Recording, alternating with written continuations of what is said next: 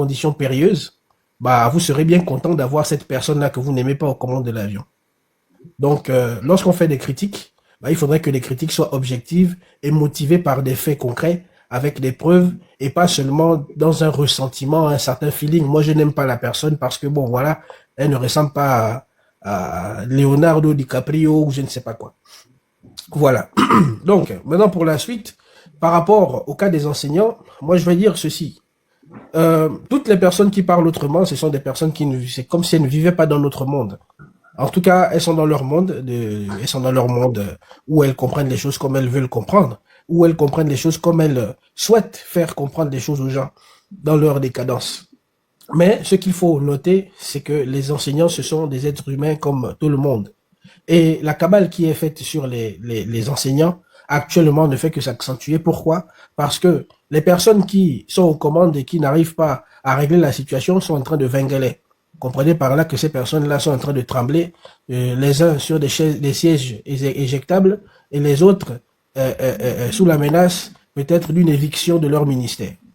Donc, ce n'est que ça. Parce que les revendications des enseignants, ce sont des revendications qui durent depuis longtemps. Et si vous avez accès à ces revendications, ne serait-ce que pour comprendre, connaître le contenu du cahier des charges qu'ils ont posé, savoir les conditions même, parce qu'ils ont revu certaines choses à la baisse, je crois que beaucoup d'entre vous auraient honte de ce que vous avez pensé ou vous avez dit sur les enseignants en les pointant du doigt par rapport à leur grève. La situation des enseignants, elle est générale. Parce que c'est la même situation dans le domaine de la santé à quelque chose près. C'est la même situation que tout le monde actuellement au Gabon vit. On vous demande la performance, mais on ne vous met pas dans des conditions. Alors que les personnes qui vous obligent à être performants bah, sont elles-mêmes dans des situations qui dépassent l'entendement. Elles sont dans de la climatisation, des conditions de vie où elles prennent du poids à n'en plus finir, alors que vous perdez du poids. Certains d'entre vous, même avec les miettes que vous avez, vous, à cause de l'amour de votre travail, vous vous consentez à des sacrifices qui, à la longue, deviennent comme un certain encouragement pour ces personnes-là à continuer de vous maltraiter. Donc, pour les enseignants, tenez bon, n'écoutez pas toutes ces personnes qui viennent vous pointer du doigt ou vous faire passer pour des coupables, mais écoutez ce que vous ressentez. Écoutez ce que vous vivez. Écoutez vos enfants qui vous demandent à manger lorsqu'ils ont faim. Écoutez vos conditions de vie. Écoutez vos conditions de travail. Écoutez-vous. Au lieu d'écouter ces perfides trompeurs qui ne font que semer le poison parce qu'ils ont eux aussi faim, mais ils ont perdu leur verticalité. Maintenant, par rapport à la situation générale du pays et au comportement que nous connaissons des personnes qui sont en train de vingaler, bah, actuellement, ça chauffe tellement sur eux qu'ils ont besoin de scandales, ils ont besoin de faire exploser quelque chose parce qu'ils sont peut-être en train de vouloir faire passer des lois. Ils sont en train de vouloir faire passer, en tout cas, une pilule qui sera difficile à avaler. Mais voilà, c'est pour cela qu'ils sont en train de se débattre comme des bons diables dans de l'eau bénite pour pouvoir, comment on appelle ça, disperser les idées des gens. Il n'y a pas de division. Il n'y a pas plusieurs camps comme certaines personnes veulent faire croire. C'est juste bah, un mouvement d'un système qui est en train de voir sa fin et qui est en train de se débattre pour pouvoir se maintenir. Oui. Ils sont en train de vingaler sur leur siège éjectable. Donc, voilà. Tenez bon les enseignants, parents d'élèves, soutenez les enseignants et soutenez en fait tous les mouvements parce que ce sont des revendications légitimes. Parce que ceux qui arrivent sur le Gabon, de toute façon, si vous ne faites rien, si vous ne vous bougez pas, personne d'autre ne le fera pour vous. Si ça ne commence pas d'abord par vous. Donc, tenez bon et ne cédez pas à toutes les manigances de ces personnes-là qui ne pensent qu'à leur ventre. Merci, je passe le micro. D'accord. 5 minutes. Oh. Bon, je sais pas, vous voulez que je passe la vidéo là, après que tout le monde soit passé, ou bien chacun va les regarder après? Je suis là. Non, elle va parler, c'est bon. Quand elle a bloqué, vas-y. Il fait mieux que tu passes la vidéo, comme ça on aura de la matière. Ok, on va donc terminer, la grande Alta passe, après vous me direz. Ça, vous êtes contre mon succès ici, quoi. Ouais, mais la grande Alta va se fâcher, il faut la laisser d'abord passer au pardon. Franchement. Non, mais franchement, moi, ce que je veux dire, c'est que, avec le spectacle que Camélia de Jésus, alias Maman Kamel Areme nous a offert hier, c'est plus que c'est encore plus important aujourd'hui de rester focus sur le mouvement des enseignants, parce que cette grève là, la revendication de cette grève, elle concerne la situation administrative des fonctionnaires avant tout, c'est-à-dire les enseignants. Avant d'être des enseignants, c'est d'abord des fonctionnaires de l'État gabonais, qui est le pire des employeurs. La santé, elle est là en embuscade. Oligui ne fait qu'éteindre les grèves pour essayer de gagner du temps. Donc, tout ce qui se passe là, toute cette distraction-là, à qui profite ce crime-là? Si ce n'est à Oligui. C'est lui qui est la personne qui n'arrête pas de corrompre, d'acheter des consciences, de sortir l'argent, de dilapider l'argent du pays depuis août 2023 pour s'offrir une légitimité. C'est Oligui. Donc, on vient nous dire que oh, un tel est mauvais ou un tel est machin. Moi, déjà, je ne vote pas, donc je ne soutiens pas ni X ni Y. Mais si vraiment on estime qu'un tel a péché au temps d'Ali, ou un tel a fait ceci au temps d'Ali, qui empêche les Gabonais d'avoir justice aujourd'hui, si ce n'est Oligui? Donc tout ça, c'est de la distraction. J'ai vu quelques kounabélistes qui sont en train de se master sur les événements de ces dernières heures. Ça va durer quelques temps. Et après, ils vont passer à autre chose, parce que de toute façon, la réalité va les rattraper. La grève, elle est là. La grève, elle est là. Donc, faut pas qu'on se laisse distraire. On reste focus. Il y a l'actualité. Est-ce qu'aujourd'hui, l'école a repris? Non. Encore un lundi sans cours. C'est ça la réalité. Encore un lundi où le ministère de la Communication, représentant le gouvernement des incompétents, tente de tromper le peuple pour faire croire que tout va bien. Mais maman Alta, j'ai vu qu'il y avait beaucoup d'élèves dans un établissement avec Robocop, non? On laisse ça. Justement, j'allais en arriver là. Ils ont levé le drapeau. Je suis allé faire un commentaire. J'ai dit qu'à bon, les cours se font maintenant en levant le drapeau. Quelques heures plus tard, ils sont allés filmer des élèves dans les salles de classe, soi-disant en train de recevoir un cours. Mais qu'est-ce qui prouve que la voix qui parlait là, c'était vraiment des enseignants? Ou c'était pas une secrétaire qu'on a pris, qu'on en a fait une mise en scène? Tout ça, c'est du pipeau, laisse ça. Le fait même qu'ils communiquent, justement, qu'ils mettent des images, ça prouve que rien n'a repris. Et avec ce spectacle-là, quelqu'un a eu toute une ministre qui fait le tour. Il y a même un audio. Elle a même fait le tour des églises éveillées. Elle a fait le tour des églises. Elle était à Bécani. Elle était ici à Pentecôtiste, au PK8. Elle était chez les catholiques. Et elle demande aux parents d'envoyer les enfants à l'école. C'est pour vous dire que le pouvoir est aux abois. Et il est plus qu'important aujourd'hui de rester focus sur les revendications des Gabonais. Là, Oligui est en train d'emprunter, la dernière nouvelle, avant même l'accord du FMI, il est en train de vouloir aller emprunter 500 M de dollars à la Banque mondiale. Pendant qu'on est en train de parler de la dette, pendant que le FMI est en train d'arriver, il est en train de chercher 500 M de dollars, ce qui fait 300 B de francs CFA. Donc, augmentation encore de la dette en perspective. On doit rester focus. Tout ça, c'est de la diversion. Tout ça, c'est de la diversion. Voilà, ça, c'est pas la première fois qu'on a ce genre de choses. Ça va durer quelques jours, les Kounars vont se masturber dessus, et puis la réalité, elle est là, c'est que le pays va mal. Moi, c'est tout ce que j'ai à dire, en fait. Moi, ça, franchement, hein, je suis tombé dessus ce matin parce que hier, je dormais. Ça ne me fait ni chaud ni froid, ce qui s'est passé là.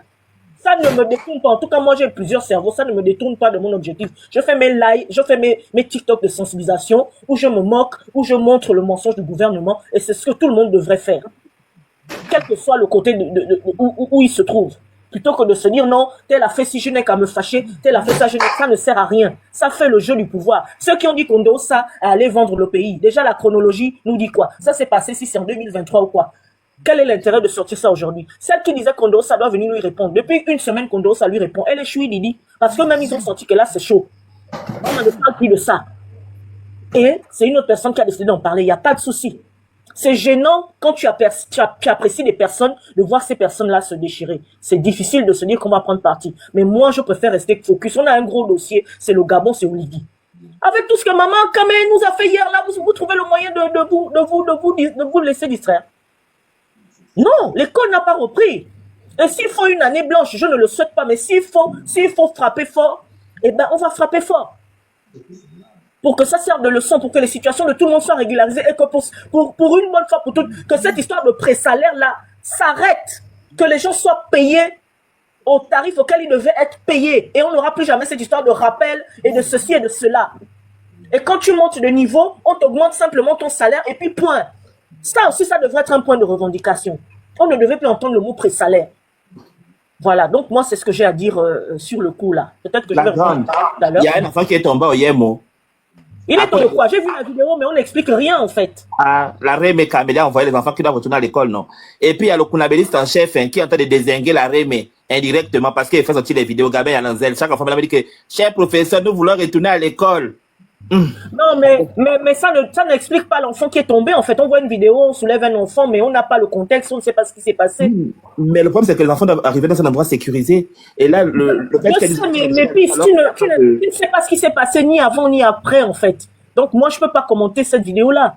Je sais pas. J'ai vu une vidéo de enfants sur la voie publique en train d'être transportés. Ça pourrait être tout et n'importe quoi. C'est un enfant, oui, je comprends, mais je ne sais pas s'il a été agressé, s'il a fait un malaise, ça s'est passé où. On n'a pas le contexte, donc c'est difficile de commenter. En Voilà. ça veut dire que la Rémé qui envoie les enfants à l'école, attention. Voilà. Donc, Le- et les parents qui laissent les enfants partir aussi, ben voilà. Et puis, il faut dire aussi que les enfants sont grands. Hein. Toi, une mère, tu peux dire à ton adolescent, ne va pas à l'école, mais l'adolescent, il se dit, mais maman, moi, je vais aller regarder quand même. Parce que il faut tenir compte du fait qu'aujourd'hui, les enfants aussi ont droit à la parole.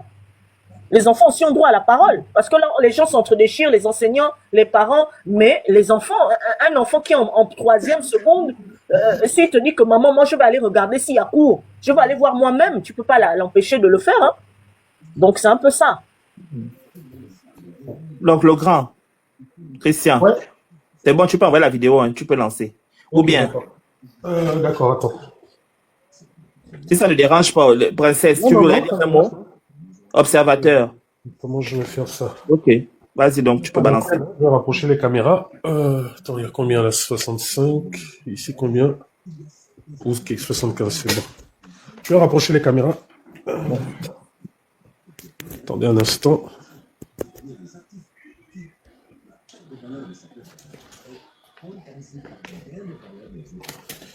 Répondez directement à la question.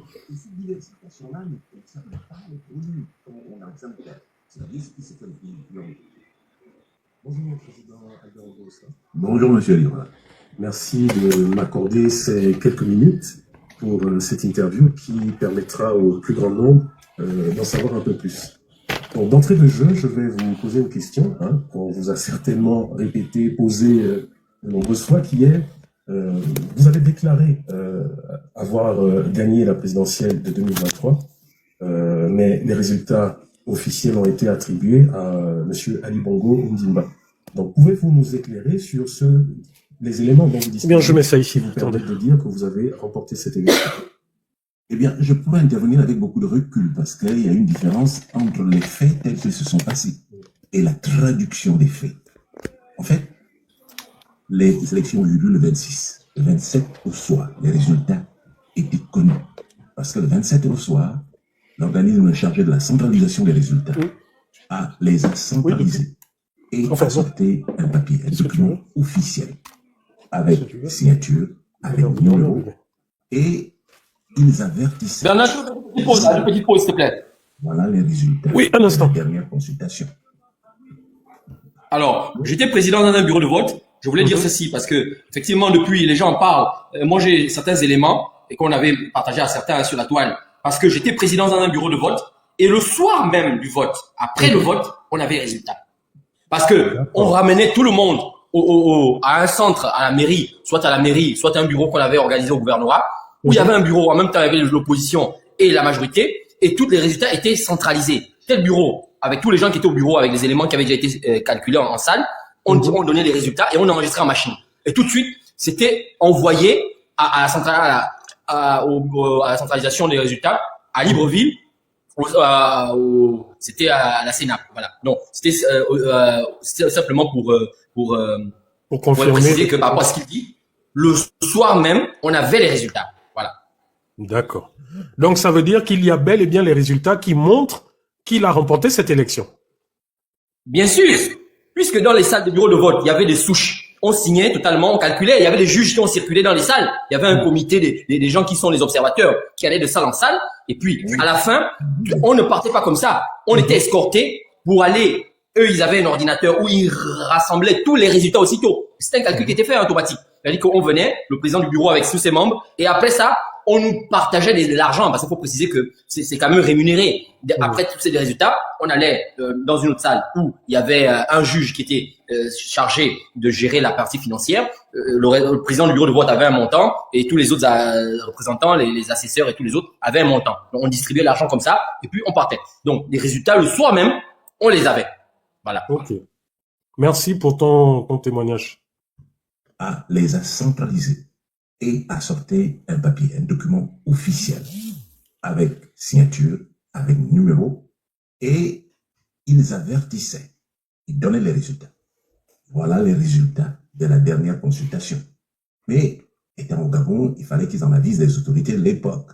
Donc, copie a été envoyée, et à Ali Bongo et à son épouse, et au chef de la garde républicaine qui était au Liguyama à l'époque.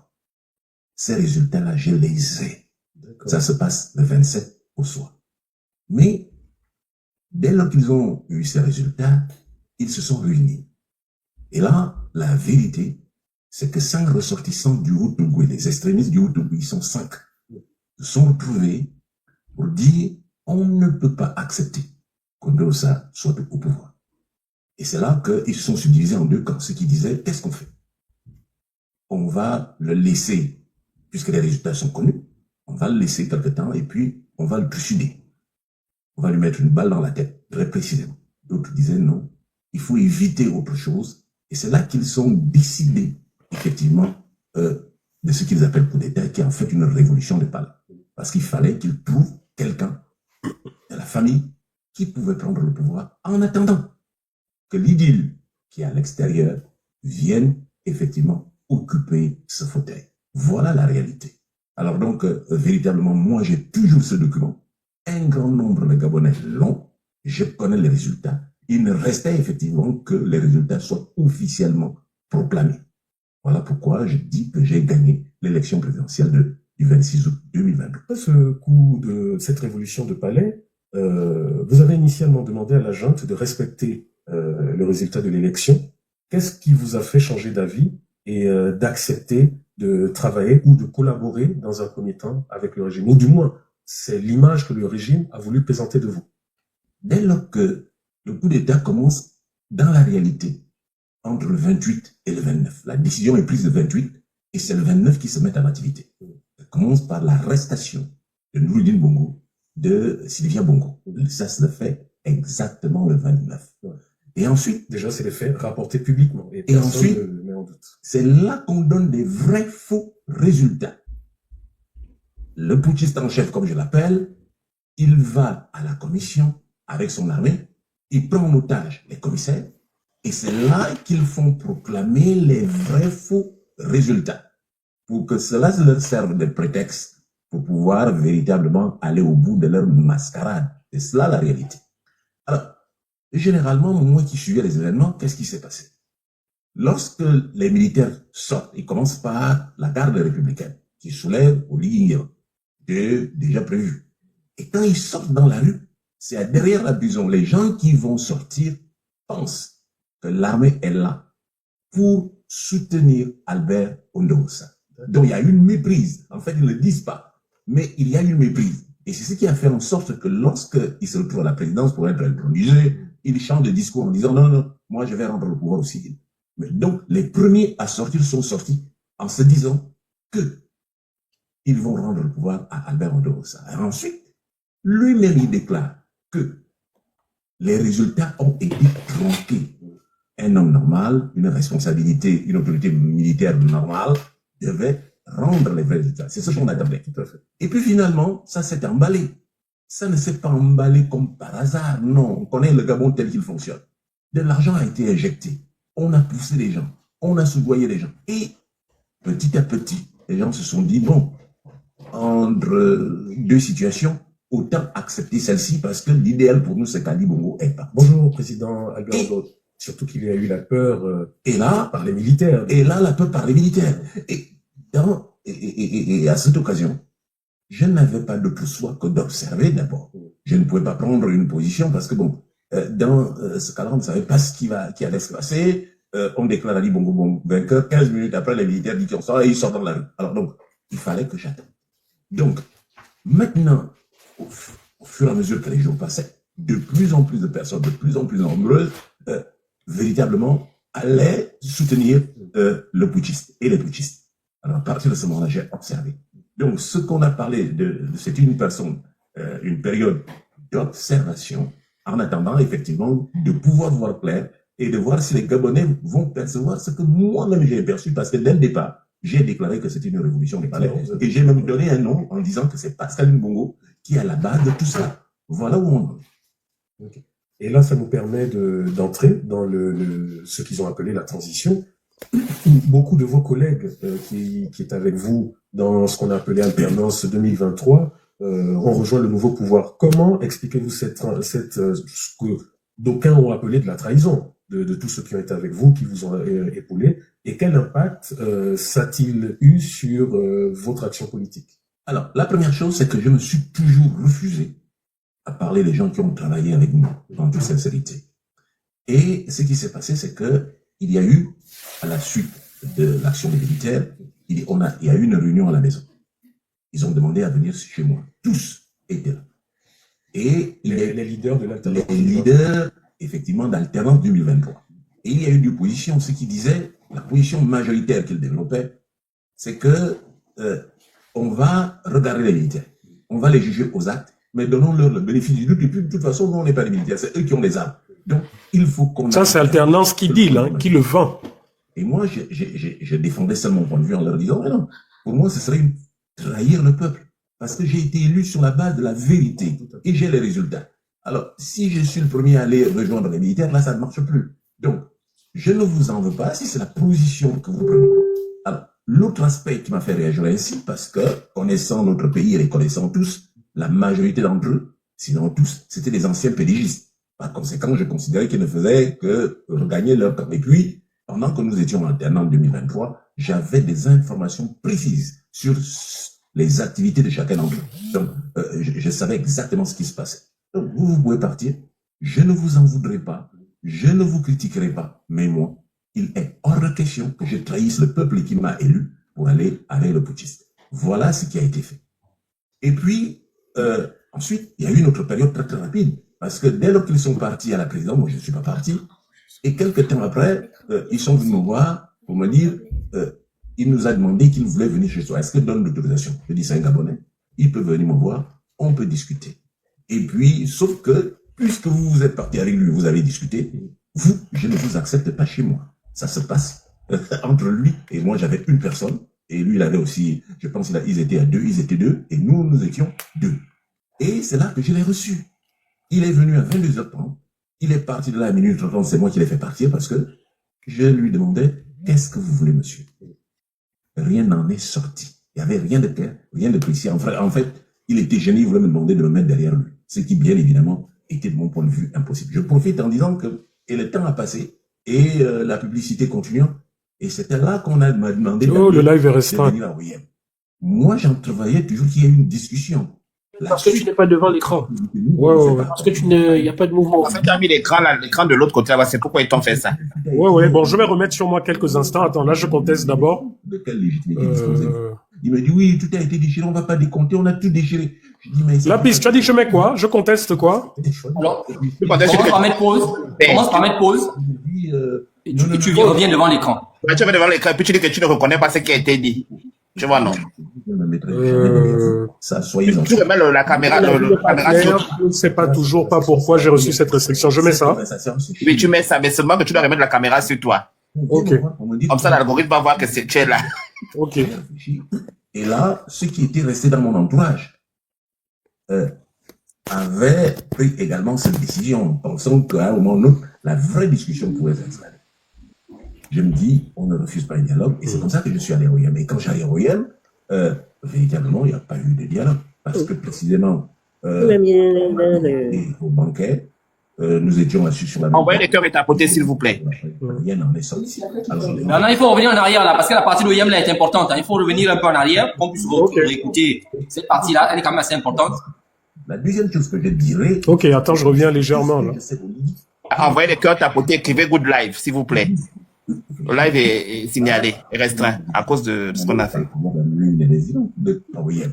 Moi, vous, je ne vous accepte pas chez moi. Ça se passe entre lui et moi, il y avait une personne, et lui, il avait, je pense qu'ils étaient ils étaient deux, et nous étions deux. Et c'est là que je l'ai reçu. Il est venu à 22h30, il est parti de là à minuit 30, c'est moi qui l'ai fait partir parce que je lui demandais, qu'est-ce que vous voulez, monsieur? Rien n'en est sorti. Il n'y avait rien de clair, rien de précis. En fait, il était gêné, il voulait me demander de me mettre derrière lui. Ce qui, bien évidemment, était de mon point de vue impossible. Je profite en disant que et le temps a passé et la publicité continuant. Et c'était là qu'on m'a demandé de venir à OIM. Moi, j'entrevoyais toujours qu'il y ait une discussion. La suite de ce qui s'est dit chez nous, on ne s'est pas accordé. Il n'y a pas eu. Moi, j'ai dit, c'est moi qui ai gagné l'élection. Il me dit, non, tout a été annulé. Je dis, mais vous n'avez pas le pouvoir d'annuler une élection. De quelle légitimité disposez-vous? Il me dit, oui, tout a été déchiré, on ne va pas décompter, on a tout déchiré. Je dis, mais il ne s'agit pas de décompter, moi. Il s'agit de respecter le choix du peuple. J'ai les résultats et vous les avez aussi. Alors il me dit, non, vraiment, il faut faire autrement, il faut. Et puis je lui dis, non, je ne me mettrai jamais derrière vous. Ça, soyez-en sûrs. Moi, j'ai les résultats et je me battrai jusqu'au bout. Donc là, cette conversation, c'est à OIM qu'elle s'est... Cette conversation, c'est chez nous. Et puis, quand on vient me voir pour me dire qu'il faut que j'aille à OIM, j'ai réfléchi. Et là, ceux qui étaient restés dans mon entourage avaient pris également cette décision, pensant qu'à un moment ou un autre, la vraie discussion pouvait s'installer. Je me dis, on ne refuse pas le dialogue, et c'est comme ça que je suis allé à OIM. Et quand j'allais à OIM, véritablement, il n'y a pas fonctionnalité d'envoi de cadeaux, décidément. On m'a invité au contestation. Nous étions assis sur la même table, et il devait me recevoir après. Rien n'en est sorti. Alors, c'était une opération de communication. C'était une opération de communication. J'en suis revenu, bon, et je suis resté alors sur mes positions. La deuxième chose que je dirais, et qui est important, c'est que tout ce que je sais de Lydie, je ne l'ai pas appris par des tiers. C'est lui, tout ce qu'il m'a dit. Et j'ai compris, après chez moi, après OIM, que ce monsieur, il n'y a rien à en tirer de lui. Il n'y a rien à tirer. Donc, véritablement, et c'est là que je suis resté sur mes positions, en disant, il n'y a rien à tirer. Oh, le peuple regardera, va regarder, mais il se rendra compte que moi, j'ai raison, parce que ce monsieur, je l'ai scruté, il n'y a absolument rien à en tirer. Nous en sommes là. Surtout qu'à l'époque, on était dans l'euphorie. Enfin, pour certains, ils étaient dans l'euphorie. Bien sûr. Voilà. Donc, nous allons aborder des questions d'économie. Donc, la question est la suivante. L'économie gabonaise peine à se relever après toutes ces années sous l'ancien régime et la mauvaise gestion. Quelles sont, selon vous, les causes profondes de cette situation et quelles réformes économiques faudra-t-il mettre en place pour inverser la tendance? Alors, je crois que, de mon point de vue, plusieurs personnes se trompent. L'économie n'est pas isolée de la politique et du social. L'économie évolue dans un cadre. Et pour que l'économie se développe, c'est dans un cadre. Et on appelle ce cadre-là les externalités. Tout ce qui doit permettre à l'économie, aux entreprises de fonctionner. Il y a un cadre politique, juridique, qui sont des préalables aux réformes économiques. Ce qui veut dire en termes clairs que s'il n'y a pas de cadre politique démocratique, avec un responsable régulièrement élu, l'économie ne peut pas évoluer. Donc, si vous aviez une économie qui était déjà vacillante, eh ben, la chute va s'accentuer. Deuxièmement, il y a un cadre juridique. Lorsque les entreprises viennent de l'extérieur, elles qui peuvent résorber le chômage, elles ont besoin d'un cadre juridique solide. Elles ont besoin, effectivement, d'un coût, des investissements qui soient solides, qu'elles soient capables de rapatrier le fonds. Ils ont besoin d'un certain nombre de garanties. Or, si ces garanties n'existent pas, les entreprises ne peuvent pas venir. Vous avez bouclier sur les toits, serrez les poignées de main des présidents comme vous. Donc, le préalable, c'est sur le plan politique. Il faut qu'on revienne à l'ordre constitutionnel. Cela va que, puisque nous sommes dans une économie libérale, l'investissement, c'est un acte volontariste. Cela veut dire qu'on accepte de se soumettre à un pouvoir parce qu'on est à la source de ce pouvoir, et alors, vous écoutez les mots d'ordre qui viennent du pouvoir, auxquels vous ne prenez pas par la démocratie participative. Et c'est ainsi que vous agissez, en sachant que vous agissez d'abord pour vous, parce que tout le monde va y trouver son compte. Il ne s'agit pas de donner des faveurs, non. C'est des droits, créer un cadre de travail. Vous vous organisez, vous êtes un privé, vous vous êtes bien organisé, vous avez montré, vous avez juste besoin d'un cadre pour vous déployer et qui vous garantisse la sécurité. Je retourne ou bien j'attends d'abord? Donc ensuite, c'est un cadre politique. C'est un cadre. Si tu retournes, tu vas toujours rester en restriction parce que c'est sur l'écran. Et comme c'est une question, je pense, c'est droit d'auteur qu'ils ont peut-être peur de ça. Et l'algorithme te bloque, en fait, c'est par rapport à ça. Donc, si tu remets sur l'écran, le candidat On ne verra rien. Oh, bon, pas qu'on ne verra rien, mais ça ne pourra pas, on ne pourra pas quitter la restriction. D'accord. avec l'implementation, c'est-à-dire Bon, on va être dans dérouler le le son. programme, et le peuple est obligé de suivre parce que c'est lui-même qui en a fait le choix en toute plénitude. Or, nous sommes dans une situation de dictature où il y a jamais, le peuple n'a jamais choisi le putschiste en chef. Il n'a pas de programme, il n'avait pas de programme. Donc, pour répondre précisément à votre question, ce qui limite le Gabon aujourd'hui, c'est la situation politique, c'est le cadre politique, c'est le cadre juridique. Or, à l'intérieur de ces deux cadres-là, que émerge un programme politique qui a été validé par la population et qui peut être enfin déroulé. Donc, est-ce à dire que ce sont ces facteurs qui ont à un moment donné conduit le gouvernement putschiste à recourir aux emprunts via ce qu'on appelle des fonds vautours avec des taux d'emprunt élevés? Est-ce ce manque de crédibilité qui a fait en sorte que des institutions conventionnelles aient eu du mal, par exemple, à prêter de l'argent et que ces gouvernements se soient obligés de se retourner vers... C'est exactement cela, parce que les institutions conventionnelles, dès lors que vous êtes en transition, un président de la transition n'a pas pouvoir à engager un État. Il est là pour une période transitoire. Or là, il s'est substitué en président de la République et il a engagé automatiquement l'État. Mais comme il ne pouvait pas l'engager auprès des institutions agréées, et c'est là que le rôle de son oncle est important, c'est-à-dire aller vers les fonds vautours, aller vers ce qui n'est pas conseillé à un État et à des emprunts à des taux d'intérêt prohibitifs. Et voilà pourquoi le Gabon s'est véritablement endetté. Donc, pratiquement, c'est quelque chose d'assez normal. Les institutions internationales agréées ne vous acceptent que dans un certain cas. Vous avez un pouvoir de transition, vous n'avez pas le droit d'engager le pays. Ce que malheureusement le putschiste a fait. Aujourd'hui, comment, c'est vrai, vous l'avez expliqué, la restauration des institutions, la véritable restauration donc du pouvoir politique, mais qu'est-ce qui aujourd'hui pourrait permettre au Gabon, on va dire, de sortir de là en diversifiant également son économie, par exemple? Comment? Parce qu'on se rend compte que malgré tout ce qui est dit, nous sommes toujours dépendants de l'industrie. Il y a deux questions qui sont importantes. Alors, premièrement, qu'est-ce qui peut permettre au Gabon de sortir? Je vous l'ai indiqué il y a un instant, il faut un retour à l'ordre constitutionnel. Tout à fait. Dès lors qu'il y a un retour à l'ordre constitutionnel, et là, ça m'a amusé, ce matin, je suis passé à une radio, il y a une tendance à parler d'insurrection. Non, c'est pas ça l'insurrection. L'insurrection, c'est lorsqu'un peuple se soulève pour vider un pouvoir, mais un pouvoir qui est irrégulièrement... Le gouvernement, spontanément. Voilà, spontanément. Or là, c'est un retour à l'ordre constitutionnel. Parce que le peuple lui-même y a intérêt. On a voté quelqu'un, on a procédé à un vote, à un choix. Il n'y a pas de raison que ce choix ne soit pas respecté. Donc ça, c'est la première condition. Retour à l'ordre républicain, retour à l'ordre constitutionnel. Le deuxième élément, c'est la diversification de l'économie.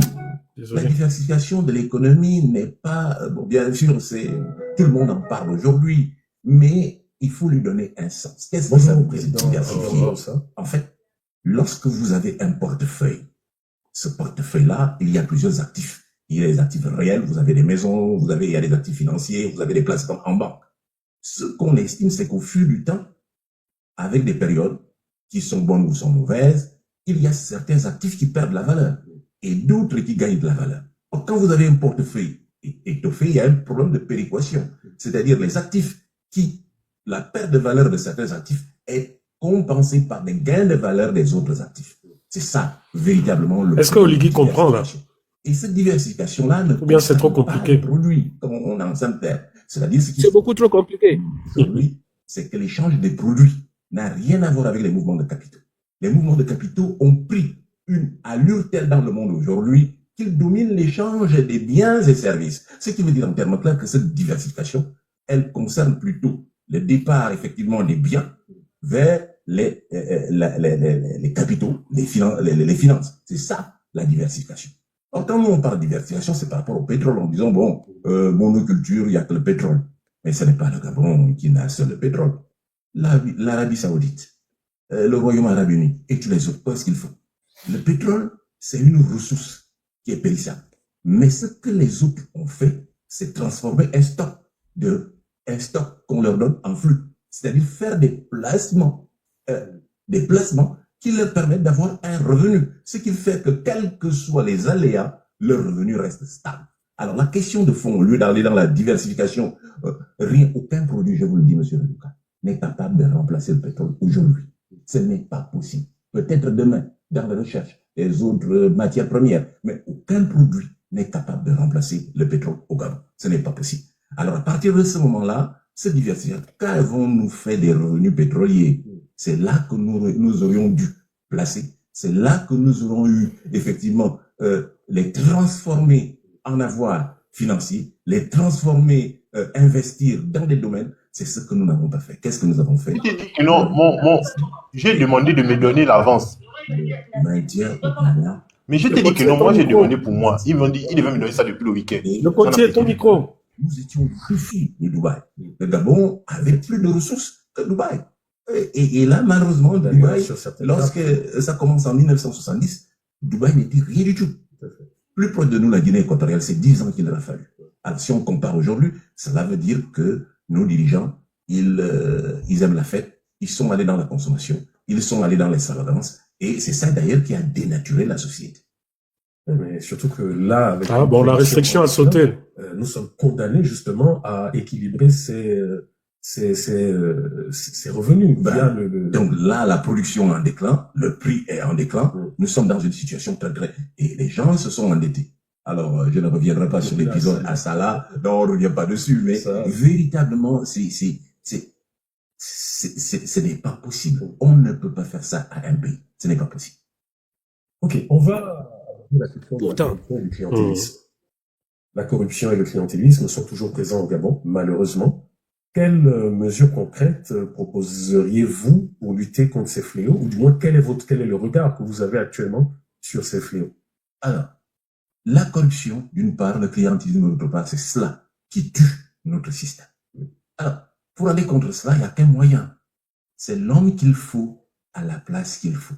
Dès lors que vous avez des critères de nomination précis et que vous recherchez parmi les Gabonais ceux qui répondent de manière impersonnelle à ces critères, vous aurez tué la corruption, vous aurez tué le reste. Quel Gabonais mérite son poste? Et c'est cela le jeu du système européen PLDG. Cela veut dire... Alors, je vais alterner, de peur qu'il y ait à nouveau la restriction. Système de prédation et de corruption. Tous ceux qui exercent une activité indépendante, il fallait les soumettre, absolument, parce que il faut les soumettre. Et deuxièmement, s'ils ne sont pas d'accord, vous fermez leur activité, ils n'ont pas accès au marché public, vous fermez tout. Donc, il faut qu'ils contrôlent tout. Pourquoi? Parce que l'activité, c'est très volontariste. Ils ne veulent laisser au hasard, ils veulent tout contrôler. Et c'est ça, malheureusement, le problème. Donc, aujourd'hui, vous pouvez faire pour tout, effectivement, une liste. Voilà les critères pour que quelqu'un devienne directeur général. Les critères pour quelqu'un. Or là, si vous allez dans les critères, vous écartez la famille, vous écartez le clan, vous écartez tous les extrémistes, c'est la compétence, l'homme qu'il faut à la place qu'il faut, vous cassez cela. Et cela n'est pas suffisant. Ensuite, il faut la sanction. Parce que dès lors que quelqu'un qui a de la déviance dans une société, il faut la corriger. On la corrige d'abord par la sanction. La troisième condition, et c'est la condition suprême, c'est qu'il faut prêcher par l'exemple. Si celui qui est au sommet est un voleur, eh ben, le vol va perpétuer. Si c'est un tueur, la tuerie va perpétuer. Si c'est quelqu'un qui traîne les casseroles, ça va perpétuer. Or, véritablement, l'une des raisons pour lesquelles j'ai été combattu, c'est que les gens se disent, non, si ce monsieur vient, il est tellement propre, il est tellement clean, que véritablement, est-ce que nous, on a encore de la place? Mais tout le monde a de la place. Alors donc, véritablement, c'est ça le problème. Il faut prêcher par l'exemple. Or, nous avons effectivement quelqu'un qui est au sommet de l'État qui ne remplit aucune condition pour être là. Voilà pourquoi notre pays ne peut que s'enfoncer. Parce que qui va donner des leçons à qui? Il peut dire quoi à qui? Avec ce qu'il traite comme passif. Il peut rien dire à personne. Alors donc, pratiquement, il faut prêcher par l'exemple. Si vous pratiquez le népotisme, qui vous voulez qu'il ne le pratique pas? Si tout ce que vous pouvez pratiquer, et je terminerai par l'exemple que j'ai à propos de l'éducation nationale, dès lors que je suis arrivé, j'ai dit, je veux un bac pro. Et les mêmes qui vendaient les épreuves au marché, je les ai reçus, je dis, s'il y a quoi? Citation directe, vous êtes en prison. Moi, je veux un bac. Ils me l'ont fait. Le bac était propre. Les mêmes. Pourtant les mêmes. L'homme a eu une capacité d'adaptation extraordinaire. Mais parce que moi-même, je n'étais pas tenu. Qu'est-ce qui se faisait? Dès lors que le président envoie une liste de 100 personnes, le ministre en donne 200, le directeur général en donne 300, etc., etc. Et véritablement, plus rien n'est possible. Il en est de même pour ce qu'on donne aux enseignants à la suite des examens. Bien évidemment. J'étais le seul, quand j'étais là, à avoir payé à temps. Et quand j'ai commis quelqu'un, je lui ai demandé ce qui se passait. Il dit non. Parce que dans ce qu'on demande, le ministre dit, vous me mettez d'abord de côté 100 millions. Vous me mettez tant. Et le directeur général. Et quand ça va aux finances, le directeur général des finances, le directeur du contrôle financier, quand ça va au trésor, le directeur de la dépense, chacun prend sa part. Et ça arrive à des montants qui n'ont pas été. Est-ce que c'est ce qui peut expliquer également le fait qu'il y a quelques années, lorsque vous étiez ministre, je me rappelle que vous, au cours d'une interview précédente, vous aviez expliqué comment vous aviez alimenté ou lorsque vous êtes parti du ministère, comment vous aviez laissé des fonds dans les caisses de l'État pour la construction de certaines universités. Est-ce que c'est ce mécanisme qui explique qu'au final, ces universités n'aient pas vu le jour malgré les fonds que vous avez laissés? Bien sûr, parce que ce que j'ai fait, j'ai consolidé les fonds au Trésor. Et quand les fonds sont consolidés au Trésor, là, toutes les procédures ont déjà été faites. C'est les fonds qui sont disponibles. Le ministre prend un bout de papier, il dit débitez-moi tant, on débite, c'est tout. Et il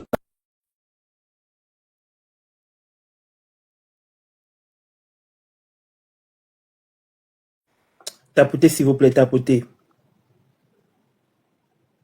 Et envoyer des roses, des petits trucs comme ça, des cadeaux. Mais c'est pas, il n'a pas reçu un appel. Ça devait mettre en pause s'il avait reçu l'appel. Il n'a pas fait plus de 120 secondes devant l'écran. Sinon, ça signale. C'est ce que je disais. Ils sont venus pour strike. Hein. Envoyez des cadeaux, tapoter, s'il vous plaît. Écrivez good On luck. doit vous dire ça tous les jours, comme si c'était Gabon Télévision. Vous pouvez pas tapoter, envoyer les cadeaux.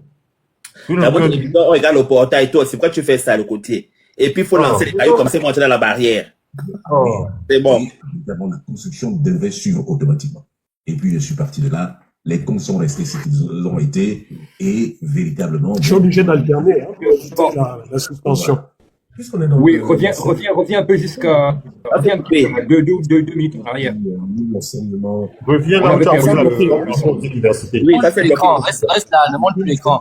Pendant au moins 5-10 minutes. Et quand à l'université. Oui, quand vous avez posé la question sur les universités, il a expliqué le mécanisme. L'homme a eu une capacité d'adaptation extraordinaire. Mais parce que moi-même, je n'étais pas tenu. Qu'est-ce qui se faisait? Dès lors que le président envoie une liste de... Attends, c'est juste après ça. À la suite des examens, quand ça va aux finances. C'est bon. Certaines universités. Est-ce que c'est ce mécanisme qui explique qu'au final, ces universités n'aient pas vu le jour malgré les fonds que vous avez laissés? Bien sûr, parce que ce que j'ai fait, j'ai consolidé les fonds au Trésor. Et quand les fonds sont consolidés au Trésor, là, toutes les procédures ont déjà été faites. C'est les fonds qui sont disponibles. Le ministre prend un bout de papier, il dit débitez-moi tant, on débite, c'est tout. Et il en fait ce qu'il veut. Or, moi, j'ai tout consigné au Trésor et à l'époque, n'avait été retiré sur 9 milliards que 75 millions à raison de 25 millions par université qui ont été nommés à FIDJET pour permettre à la commission que j'ai formée de surveiller les travaux pour aller sans avoir à demander à la présidence quoi que ce soit. Et où sont passés ces 9 milliards après son départ? Les fonds avaient été les 3 universités, l'université d'Oyem, l'université de Port-Gentil et l'université de Mouila. Les sites avaient été trouvés, tout le travail a été fait, il ne restait plus effectivement le début des travaux. Que le début des travaux. Et là, on est en 2009, je crois, et je suis allé lancer les travaux à Port-Gentil, je suis allé lancer les travaux à Mouila, je suis allé lancer les travaux à Oyem. Et véritablement, la construction devait suivre automatiquement. Et puis, je suis parti de là. Les comptes sont restés ce qu'ils ont été. Et véritablement, bon, moi, je m'en suis plus occupé. Voilà. Puisqu'on est dans l'enseignement, quel regard vous avez concernant la situation actuelle qui mine l'enseignement actuellement et notamment l'arrestation de syndicalistes qui n'ont fait que revendiquer leurs droits? Je crois que véritablement, en ce qui concerne l'arrestation des syndicalistes, c'est un scandale. Nous sommes dans un état de droit. Et l'un des droits reconnus, c'est le droit syndical. Et là, c'est l'occasion pour les syndicats de s'adresser à l'ONU, à l'Organisation internationale du travail, pour que, à l'OIT, pour que véritablement les engagements du Gabon soient respectés. Les engagements du Gabon soient respectés. Là, ça c'est la première chose. On ne peut pas mettre les syndicalistes en prison. La deuxième chose, c'est qu'on force les syndicats à aller dans une décision. Mais non, il faut négocier. Mais on ne négocie pas dans la peur. La négociation suppose deux choses. D'abord, la crédibilité des personnes qui négocient. Tout à fait. Du point de vue du pouvoir, cela suppose qu'on aille à la vérité. Du point de vue des syndicalistes, c'est-à-dire qu'ils soient représentatifs de la base. Ce n'est pas des copains et des coquins du pouvoir qui vont travestir ce que dit la base. Donc, véritablement, ça, c'est la première chose. Ensuite, il faut aller à des vraies négociations, poser le problème de la priorité dans un pays. Un pays qui veut se développer doit avoir comme priorité la formation, l'enseignement, l'éducation. C'est véritablement la priorité. La deuxième priorité, c'est la santé. Donc, voilà, c'est les priorités que les autres. Les Asiatiques ne sont pas devenus comme par hasard des dragons. Ils s'y ont mis 50 ans. Ils ont commencé par la formation et l'éducation. C'est là qu'ils ont mis l'accent pour être au niveau où ils sont aujourd'hui. Alors, nous, on ne sait pas où on va lorsqu'on tue l'éducation, parce que si les autorités actuelles, ici que je le disais l'autre jour, sont incapables à regarder de ce côté, pourquoi? Parce qu'elles n'y ont pas intérêt. Ça casse effectivement leur feeling. Ils n'ont pas eux-mêmes fait, ils n'ont pas de qualification. Donc, il faut aller dès leur complace des normes. Ça les dérange. Et généralement, la formation autonomise. Vous êtes spécialiste dans un domaine, vous êtes autonome vis-à-vis du pouvoir. Or, un pouvoir dictatorial n'aime pas qu'on s'autonomise vis-à-vis de lui. C'est ça. Voilà la réalité. Mais dans ce cas, selon vous, si les choses perdurent dans ce sens, quelles sont, selon vous, les perspectives de la jeunesse? Comment entrevoyez-vous l'avenir de cette jeunesse? La jeunesse, avec les putschistes, n'a aucun avenir. Si, tous à l'armée, nouvelle recrue. Contribuer, de participer, mais c'est un système cumulatif. C'est un processus cumulatif. C'est-à-dire que les choses vont se détériorer davantage au point que demain, ce sont des prédateurs. Demain, il n'y aura rien pour nos enfants, pour nos petits-enfants. Si ce n'est être engagé dans l'armée massivement. Voilà. Et même en étant engagé dans l'armée, la fonction publique a atteint sa limite. Alors donc, à moins que vous ne soyez financé par qui, je ne sais pas, mais véritablement, nos enfants n'ont pas d'avenir. Voilà pourquoi il faut donner la priorité à la lutte, celle que les activistes mènent, celle que les politiques mènent, et que nous nous mettions ensemble pour que ce pouvoir parte au plus tôt et qu'on revienne à l'ordre républicain. Ce qui permet à la population de choisir librement qui il veut, quel député il veut, pourquoi, comment, sur la base de quel programme. C'est cela qui construit un pays. On ne construit pas un pays, on construit un pays sur la base de l'honnêteté. Honnêteté vis-à-vis de soi, honnêteté vis-à-vis de son peuple. Voilà ce que je peux vous dire à ce sujet. Pensez-vous que le Gabon soit en sécurité aujourd'hui? Quand écoutez un peu ça. Tous les 2 ans, on se rend compte qu'on est désormais victime de piraterie à quelques encablures du front du bord de mer. Quand ce qui est décrit comme des pirates en hors-bord arrivent à quelques centaines de mètres de nos côtes, alors qu'officiellement nous sommes censés avoir une marine, nous sommes censés avoir une armée de l'air. Et pareil, nos frontières sont poreuses. On a eu il y a quelques années le cas de Mukebe, du moins que l'ancien régime nous a présenté. Donc pensez-vous aujourd'hui que les Gabonais, à l'intérieur des frontières au Gabon, se sentent en sécurité? Pensez-vous qu'on soit... Les Gabonais ne peuvent pas être en sécurité et ne le sont pas effectivement. Il faut savoir quel est l'objectif d'un pouvoir. L'objectif du pouvoir PDG, CTRI et UDB, c'est être là ad vitam aeternam. Et ils sont prêts à tout sacrifier. Que pensez-vous des frontières? Ils n'ont rien à cirer des frontières. Nous avons des problèmes de frontières au sud, avec le Congo. Les Congolais sont incrustés de plus de 3-4 km en terre gabonaise. Nous avons des problèmes à l'est, avec le Congo. Mais Kambo, dans les Vindo, les Congolais sont rentrés en terre gabonaise. Là, on ne voit pas la force d'Oligui. Nous avons des problèmes au nord, à Ninkebe, où on retrouve une zone où on retrouve Camerounais, Congolais, etc., etc. C'est eux qui exploitent l'or gabonais, avec la complicité, effectivement, du pouvoir. Donc, eux, leurs problèmes. Nous avons des problèmes avec l'île Manier. Et quel est votre regard sur la manière dont tout ceci a été géré? Cela veut dire que nous n'avons pas un pouvoir légitime. Et ce pouvoir légitime, entre rester au pouvoir, avoir le soutien de nos voisins qui prennent une partie de nos territoires et défendre nos territoires. Ils n'ont pas la capacité de défendre nos territoires. Donc, ils sont prêts à céder nos territoires en se disant, et comme ça déroule là, ils se disent, bon, on verra cela après. C'est passible de haute trahison. Voilà où nous en sommes. Ce qui veut dire que pratiquement, un pouvoir démocratique élu par le peuple va poser le problème au Parlement, va poser le problème au gouvernement. Le gouvernement va poser le problème au Parlement. Et tout le peuple, par ses représentants, le chef de l'État va aller dans une décision. Aujourd'hui, il ne tient qu'à nous. Manier ne peut pas être équatorien, je suis désolé. Au sud, effectivement, c'est les territoires gabonais qui sont pillés. Sans oublier qu'on a un problème à la mer. Et là, il y a des fortes réserves pétrolières. Nous avons des problèmes, effectivement, du côté de Mekambo, Ivino. Nous avons des problèmes là-bas. Nous avons des problèmes à Nikebe. Malheureusement, effectivement, on ne semble pas avoir un regard pour ça parce que ça ne fait pas partie de nos préoccupations. C'est un pouvoir légitime qui peut être interpellé par une assemblée élue dans des conditions normales, qui peut visiblement prendre des décisions justes qui s'imposent à cet effet pour défendre notre territoire. Ok. Donc, il nous reste deux questions. Ça va être la question de politique étrangère. Pensez-vous qu'aujourd'hui, le Gabon, sur le plan international, est une politique qui valorise notre pays ou plutôt nous rend plutôt faibles? Parce qu'on a l'impression qu'avant, notamment dans les instances sous-régionales, le Gabon avait une voix qui pesait et autres, mais qu'aujourd'hui, ce n'est pas le cas. Alors, il faut dire que depuis Ali Bongo, il faut le dire clairement, les autorités ne voyaient que leur pouvoir, d'autant que leur pouvoir était contesté. La contestation d'Ali Bongo et la contestation d'Oligui faisant suite. Donc, ils ne voient que leur pouvoir. Ils essayent d'avoir de la légitimité. Par conséquent, le rôle du Gabon à l'extérieur ne les intéresse pas du tout. Et ils sont obligés d'avoir une diplomatie qui n'a pas de sens. Or, un pays comme le nôtre qui veut se développer doit avoir une diplomatie de développement. Être représenté dans des pays qui nous apportent quelque chose aujourd'hui, sur le plan économique.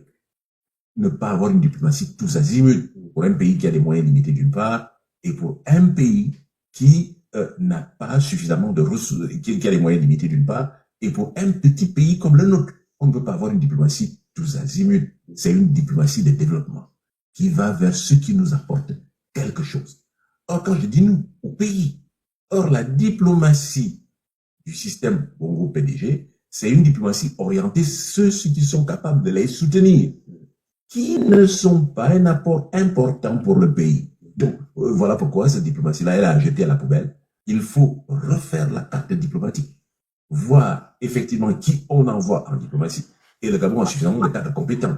Mais malheureusement, ce ne sont pas ces cadres qu'on envoie.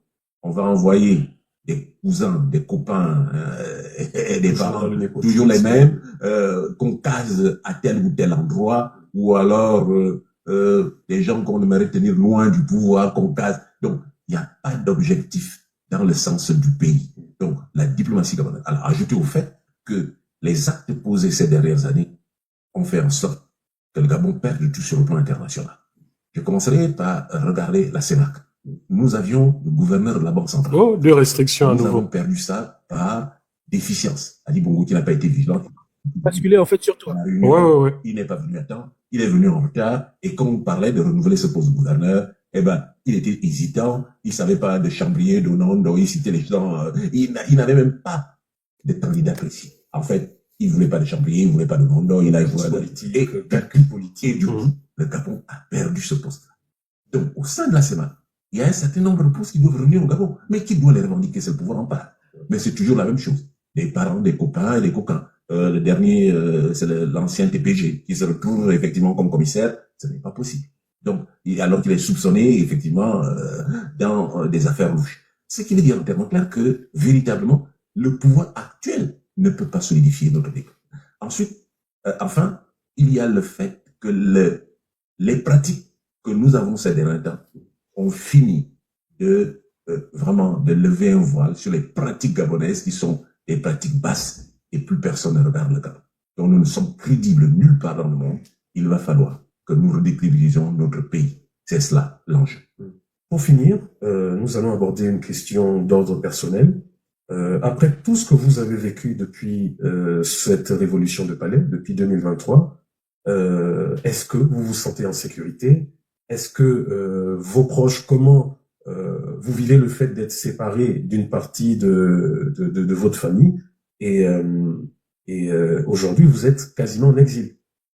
Comment percevez-vous, gérez-vous cette situation? Surtout que on a vu récemment ce pouvoir à travers ce qu'il est convenu de définir comme un grossier montage, veut faire de vous, son ennemi public numéro 1, veut faire de vous une personne qui veut déstabiliser militairement le pays. Comment vous percevez cela? Et quel est le regard également que la France, qui, même si elle ne donne pas son mot officiellement, mais dont on sait qu'elle est quand même présente, ne fût-ce que par rapport à ses intérêts, comment avez-vous eu des contacts avec des officiels français ou d'autres pays de l'Union européenne? Comment ils perçoivent un peu cette situation? Est-ce qu'ils garantissent votre sécurité ainsi que celle de vos proches? Alors, je commencerai par dire que ma situation personnelle, elle est connue. Elle ne date pas d'Oligui Nguema. Aujourd'hui, je suis un homme diminué parce que j'ai un ventre troué. En 2014, sortant de l'église, j'ai été victime, effectivement, d'une attaque à l'arme blanche. 3h30 d'opération à Chambrier. Ensuite, mes amis, parce que j'ai des amis, ont tout fait pour que je vienne en France, à mes frais, à l'hôpital Pompidou. Ensuite, je suis allé à Poitiers, au CHU de Poitiers. Ensuite, j'ai terminé par La Rochelle. Je peux dire que tout ce que j'ai travaillé comme sous dans ma vie, et Dieu seul sait si j'en ai travaillé, c'est là que je suis redevenu un enfant. Ça date de 2014. Et ensuite, on s'est attaqué à mes structures de travail, on a coupé les crédits à mon laboratoire, on m'a fait la vie dure. Là, c'est depuis les années 2010. 2014. Oui, 2014, 2015, 2016, ça a été terrible. Après la tentative d'assassinat. Mais j'ai tenu. Et quand on arrive, effectivement, au Ligament, lui, qu'est-ce qu'il a fait? Il est rentré dans le même jeu. Ligament, il avait besoin que je me mette derrière lui. Je lui ai dit clairement, je ne peux pas me mettre derrière. Et là, la vague de représailles est venue. Non seulement sur moi-même, ce n'est pas le lieu le pays. Comment vous percevez cela? Et quelle est ainsi que celle de... Sortant de l'église, j'ai été victime, effectivement, mes amis, parce que j'ai des amis, ont tout fait pour que je vienne en France, à mes frais, à l'hôpital Pompidou. Ensuite, je suis allé à Poitiers, au CHU de Poitiers. Ensuite, j'ai terminé par La Rochelle. Je peux dire que tout ce que j'ai travaillé comme sous dans ma vie, et Dieu seul sait si j'en ai travaillé, c'est là que je suis redevenu un enfant.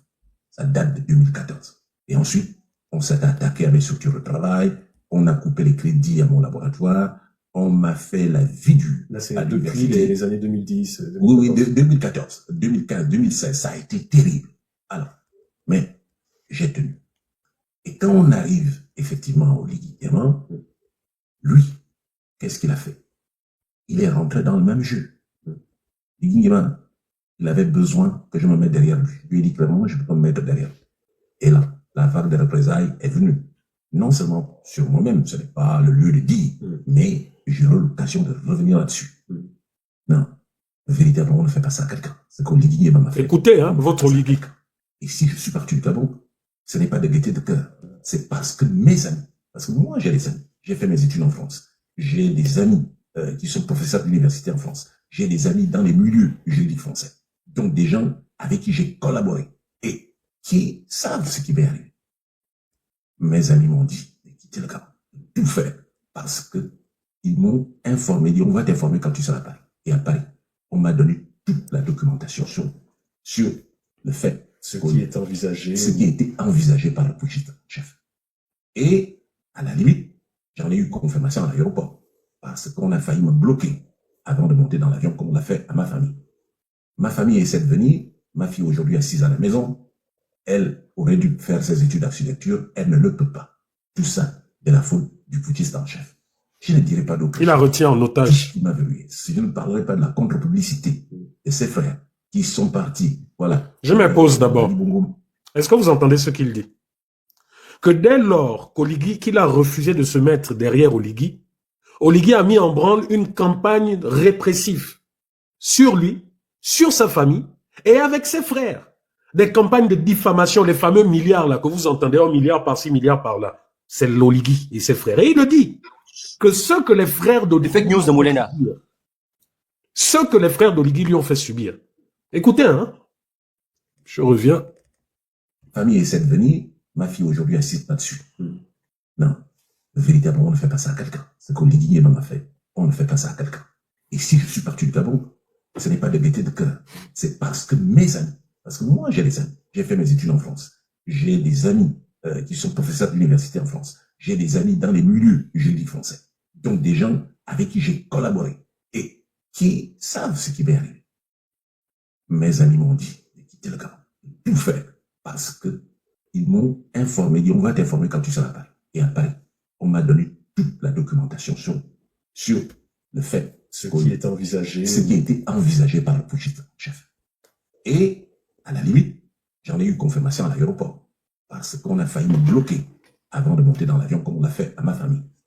Ma famille essaie de venir. Ma fille aujourd'hui assise à la maison.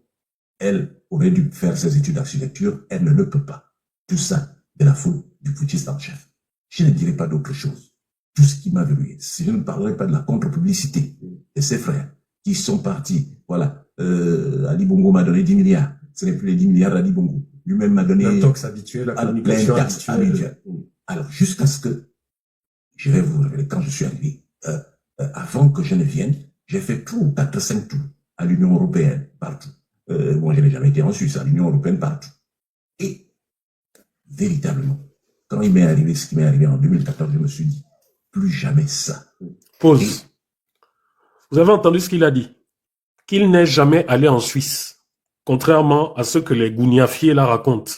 Maintenant, écoutez, à partir de la tentative d'assassinat depuis 2014, écoutez maintenant la suite. Et c'est là où c'est intéressant, vous allez comprendre comment des images ont été détournées et sorties de leur contexte. Voilà pourquoi d'ailleurs ces images-là sont incomplètes, c'est des bouts de machin qu'on met et puis on a bricolé un papier sorti de je ne sais où, plein de fautes. J'ai eu alors un contrat d'assistance. Je reviens légèrement. Frères, qui sont partis. Voilà. Ali Bongo m'a donné 10 milliards. Ce n'est plus les 10 milliards d'Ali Bongo. Lui-même m'a donné... L'intox habituel, la communication habituelle. Alors, jusqu'à ce que, je vais vous révéler, quand je suis arrivé, avant que je ne vienne, j'ai fait 3 ou 4, 5 tours à l'Union européenne, partout. Moi, je n'ai jamais été en Suisse, à l'Union européenne, partout. Et, véritablement, quand il m'est arrivé ce qui m'est arrivé en 2014, je me suis dit, plus jamais ça. Et j'ai eu alors un contrat d'assistance. Véritablement, il y a des gens qui s'occupent de ma sécurité. Ce que je sais, c'est que la France, regarde, elle a ses intérêts d'un côté, mais il y a de l'autre côté le droit de l'homme. Elle adhère les droits de l'homme. Ce qui veut dire qu'effectivement, je suis ici, mais c'est une situation transitoire. Mais c'est pas de gaieté de cœur, c'est pas à mon âge qu'on est séparé de sa famille, de son épouse, de ses enfants, de ses petits-enfants. Je vous assure que c'est très très vieux. Et chaque jour qui passe, je me dis, le sacrifice est lourd pour ce pays. Mais ce n'est pas, même pour un poste de président de la République, vous direz non, amenez votre poste. Mais je suis conscient que si je lâche les Gabonais véritablement dans une situation qui ne peut pas trouver de solution à l'avenir. Donc voilà, c'est très très difficile, c'est très difficile d'en parler. Et je ne vais pas dans les détails, j'aurai l'occasion d'en parler. Mais je vous dis que ce que Oligui Nguema et son entourage m'a fait, ses frères m'ont fait, ça, c'est difficile à dire. Juste à monter des complots et tout ça, bon, pour ça, heureusement que j'ai tous les dossiers avec moi, et je sais que, de toute façon, le moment venu, effectivement, j'esterai en justice, ça, nécessairement. Nous sommes arrivés au terme de cet entretien. Voilà la famille. Je vous remercie. Et nous souhaitons de tout cœur que nous puissions délivrer ce pays. En tout cas, hasta la victoria siempre, comme je le dis, et nous allons délivrer le pays. Je vous remercie, Monsieur Ricola, pour cette interview. Merci. Merci. Bonjour, Président. Voilà la famille, bonjour, retournez la caméra. Là, ça a repris. De m'accorder ces quelques minutes pour cette interview qui permet... Donc voilà votre Oligui, le champion de l'intox. Votre Oligui, le champion de... Certainement répété, posé de nombreuses fois. Qu'est-ce que j'ai fait là? Vous avez déclaré avoir gagné la présidence. Votre Oligui, le champion de l'intox. Vous avez entendu, hein? Parce que quand c'est Princesse, quand c'est Dana, quand c'est tous les autres qui... qui parle Donc, pouvez-vous nous éclairer sur ce du rôle des frères de... raisonnement Attendez, je diminue. qui vous permet de dire que vous avez remporté cette élection? Je diminue, la voisine m'a menacé en cognant sur la... Hein? Voilà, quand on vous parle du rôle de la méchanceté d'Oligui, vous avez entendu de vous-même. Et vous avez entendu le rôle des fameux frères d'Oligui. Les fameux frères d'Oligui, là. Hein? Ceux-là qui sont de connivence avec celle qui vend les sandwichs, là. Parce que c'est la même bande, hein? C'est la bonne petite, des power, des machins, tout ça, là. Les fameux tantôt 10 milliards, tantôt ceci. Mais il a remis.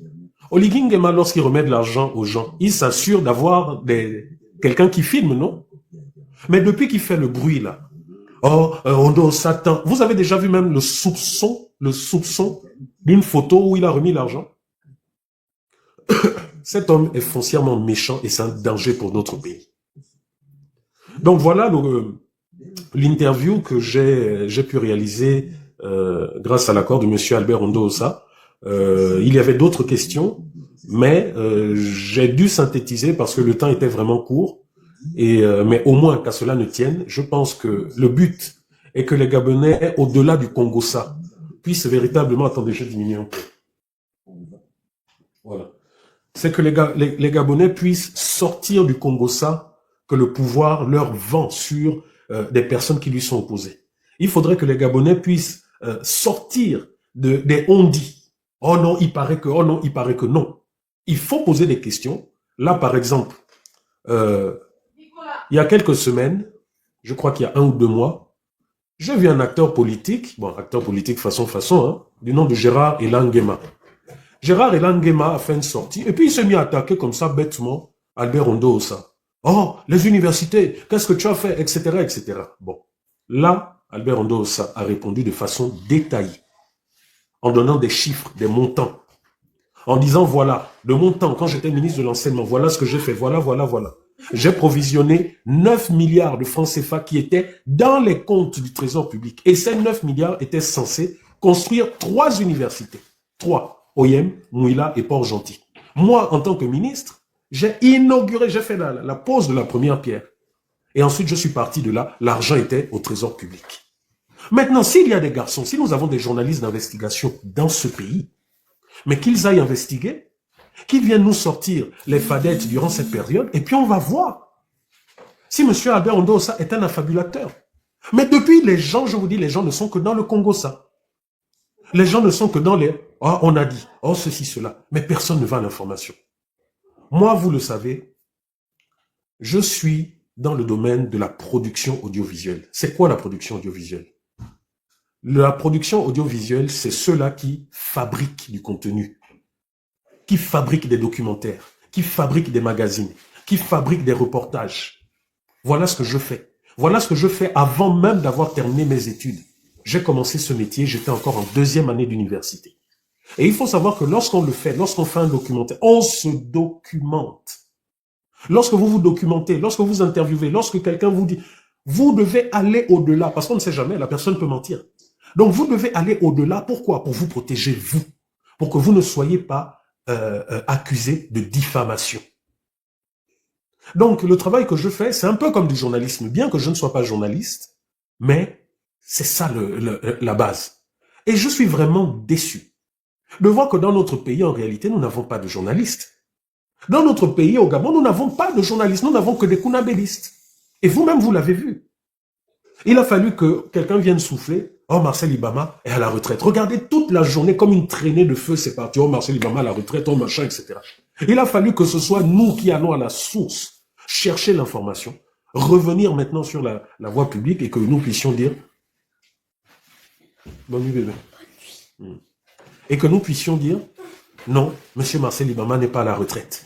Il a 58 ans, il a encore 4 ans devant lui. Mais Gabon Première avait déjà crucifié. Gabon 24, pareil. Les Fomboulus et toute cette bande-là avaient déjà trucidé. Idem pour M. Simon Ndongedzo. Oh, il a la retraite, c'est illégal ce qu'il fait. Oh, il a fallu que je me rapproche, qu'on se rapproche des leaders syndicaux pour avoir le fin mot de cette histoire et que ces derniers nous expliquent, notamment M. Roger Ondo de la CONACICET, puisse nous expliquer que non, c'est un honté mensonge du pouvoir. Que les statuts du SAEG sont, voilà ce que ça dit, voilà. Et vous avez vu la capture que nous avons rendue publique. Donc jusqu'à quand nous allons continuer d'être dans un pays où en fait, du jour au lendemain, on peut vous salir comme c'est pas possible. Vous avez vu que je l'ai vécu. Je l'ai vécu durant des années. Je l'ai vécu encore au sortir de leur dialogue. Oh, Oligui t'a donné de l'argent, Oligui t'a donné de l'argent. Ah bon? Vous pouvez montrer? J'ai rendu public mes listings de comptes bancaires qui montraient les sous que j'avais, qui montraient l'achat de mon billet Air France aller-retour. Mais depuis là, vous avez vu encore ces personnes sortir? Non, elles sont dans le large. Les mêmes ont dit, oh, Bernard est venu demander des voitures, etc. Vous-même, vous avez vu les conversations, Yannick Ndomba. Oh, mais tu as rencontré Oligui, pourquoi tu ne lui as pas demandé une voiture, hein? Tu mérites, machin comme les autres. Vous-même, vous avez vu. Mais pourtant, c'est ces personnes-là qui savent qu'elles mentent, mais qui viennent sur la place publique postillonner, s'énerver, etc. Ce sont les mêmes-là qui viennent dire, oh, le professeur Albert Ondosa a reçu 10 milliards, a reçu ci, a reçu cela. Mais c'est même bien faux. Parce que quelqu'un qui a reçu 10 ou 15 milliards, mais il t'organise donc un coup d'État vite fait, bien fait. Vous pensez que quelqu'un comme Oligui Nguema peut donner 10 milliards à son adversaire politique, à celui qui a remporté l'élection? Vous pensez qu'il est aussi fou pour faire ce genre de choses? Mais c'est devenu une norme au Gabon. C'est devenu une norme où chacun pense qu'il peut allumer son téléphone. On ne sait pas d'où tu sors, ni d'Adam, ni d'Ève. Tu viens, waouh, tu peux pendant des heures. Et puis, il y a quand même des gens qui vont apporter du crédit à ça. Moi, je refuse. Vraiment, je refuse. Voilà pourquoi l'activisme, l'activisme que je prône depuis des années, c'est un activisme où quand tu fais, la personne a les yeux rouges, mais elle ne peut rien. Et vous avez vu, j'étais au Gabon. Quand j'ai parlé au Pérenco a fermé sa bouche. Quand j'ai parlé le pouvoir a fermé sa bouche, au point de vouloir intenter à ma vie. Et c'est ce que nous devons faire. Arrêtons. Hein, quand j'ai parlé, moi, des détournements au trésor public, je ne suis pas venu, j'ai parlé, non. J'ai parlé, je vous ai donné les preuves. Et vous-même, vous avez vu Elie Minal qui a confirmé. Et là encore, je vous ai donné des preuves, je vous ai dit, allez-y consulter les rapports de la Cour des comptes 2024 du Gabon. Allez-y consulter les rapports de la tranche 4 du FMI. Je vous donne des indications. Donc, soyons un peu responsables. Parce que si aujourd'hui, nous avons une image de voyou. C'est nous-mêmes qui avons donné cette image de voyou-là. Donc, je pense qu'aujourd'hui, il faudrait que nous puissions changer. Parce que, oui, au début, bon, c'est comme un enfant qui vient de marcher, mais je pense qu'aujourd'hui, les aînés nous ont montré la voie. Hein? Quand vous regardez les premiers lives des aînés il y a 10 ans et vous regardez aujourd'hui, il y a une maturité. Et comme c'est une course de relais, ben, faisons en sorte que ça soit plus propre. Vraiment, restons concentrés. Moi, en tout cas, je vous dis, je suis concentré, je reste concentré sur ce que j'ai à faire. Donc, voilà un peu ce que j'avais à dire. Vous connaissez maintenant un peu plus pourquoi M. Albert Ondosa est là, entre la tentative d'assassinat d'abord, qui était le contrat qu'il y avait sur lui lors du coup d'État, ensuite ce même contrat finalement qu'ils ont voulu exécuter, et voilà pourquoi il est ici, en exil. Et vous voyez la méchanceté. Est-ce que quelqu'un a démenti à Libreville qu'Ondosa mentait quand il a dit que sa fille a été retenue en otage avec sa femme? Vous avez entendu les gens? Ah, pourquoi il a pris l'argent d'Oligui? C'est pas il a pris. Quelqu'un a vu? Les gens viennent parler tout simplement sur la base du Congo. Ça. Quelqu'un a vu que ce soit Oligui qui lui a donné de l'argent ou à sa femme? Mais les mêmes personnes-là qui sont enclins au Congo, ça sont les mêmes personnes qui voudront demain être respectées. Moi, je ne fonctionne pas comme ça. Donc, après, ça, c'est moi. Hein, ça, c'est moi. Donc, demain, je vais tout faire pour interviewer M. Billy Binza. On va dire aussi, oh voilà, il t'a donné de l'argent, il t'a donné des milliards, tu es un pro Billy Binza, vous êtes des traîtres, vous êtes des... Non, mais on ne peut pas continuer comme ça. Parce que si déjà entre nous, lanceurs d'alerte, qui disons qu'on se bat pour le pays, c'est comme ça qu'on pense. Mais demain, si on sera au pouvoir, ou du moins ceux qui veulent faire la politique, vous allez faire quoi? Mais vous ferez comme les autres. Oh non, l'autre veut me tuer, oh l'autre c'est un ennemi, et puis ça va faire la même chose. En tout cas, vraiment, merci. S'il y en a qui veulent intervenir, je sais pas, pour un mot de fin, chacun 3 minutes, et puis on va se dire bonne nuit, quoi. Princesse, c'est le tour. Princesse, tu peux parler, hein. On s'est arrêté à son niveau. Ah bon, c'est princesse? Princesse? Ça endormi peut-être. Bon, il y a quelqu'un qui nous a retrouvés en attendant que princesse n'arrive. Force patriotique gabonaise, bonsoir. Bonsoir, mon grand Bernard. J'espère que vous allez bien. Moi d'ailleurs, moi je veux féliciter le travail que vous menez, que le combat que vous menez depuis, parce que moi je vous suis voilà, ça fait peut-être 3 ou 4 ans que je vous suis. Donc voilà, concernant le président, parce que pour moi j'ai voté en 2023. Moi j'ai voté Albert Ondosa. Donc aujourd'hui, il faut dire aux Gabonais. Vous avez des écouteurs ou quoi? On vous entend très mal, au fait. Attendez. Vous m'entendez mieux là? Là, c'est mieux, franchement. Ouais, merci. Ouais, excusez-moi, j'avais les écouteurs. Donc moi je voulais dire que voilà, j'ai voté le président Albert Ondosa. Donc moi je voulais dire aux Gabonais, aujourd'hui il y a une propagande envers la personnalité du président Albert Ondosa, tout simplement pour la bonne raison que les putschistes en chef savent très bien la propagande qu'ils sont en train de faire à son égard.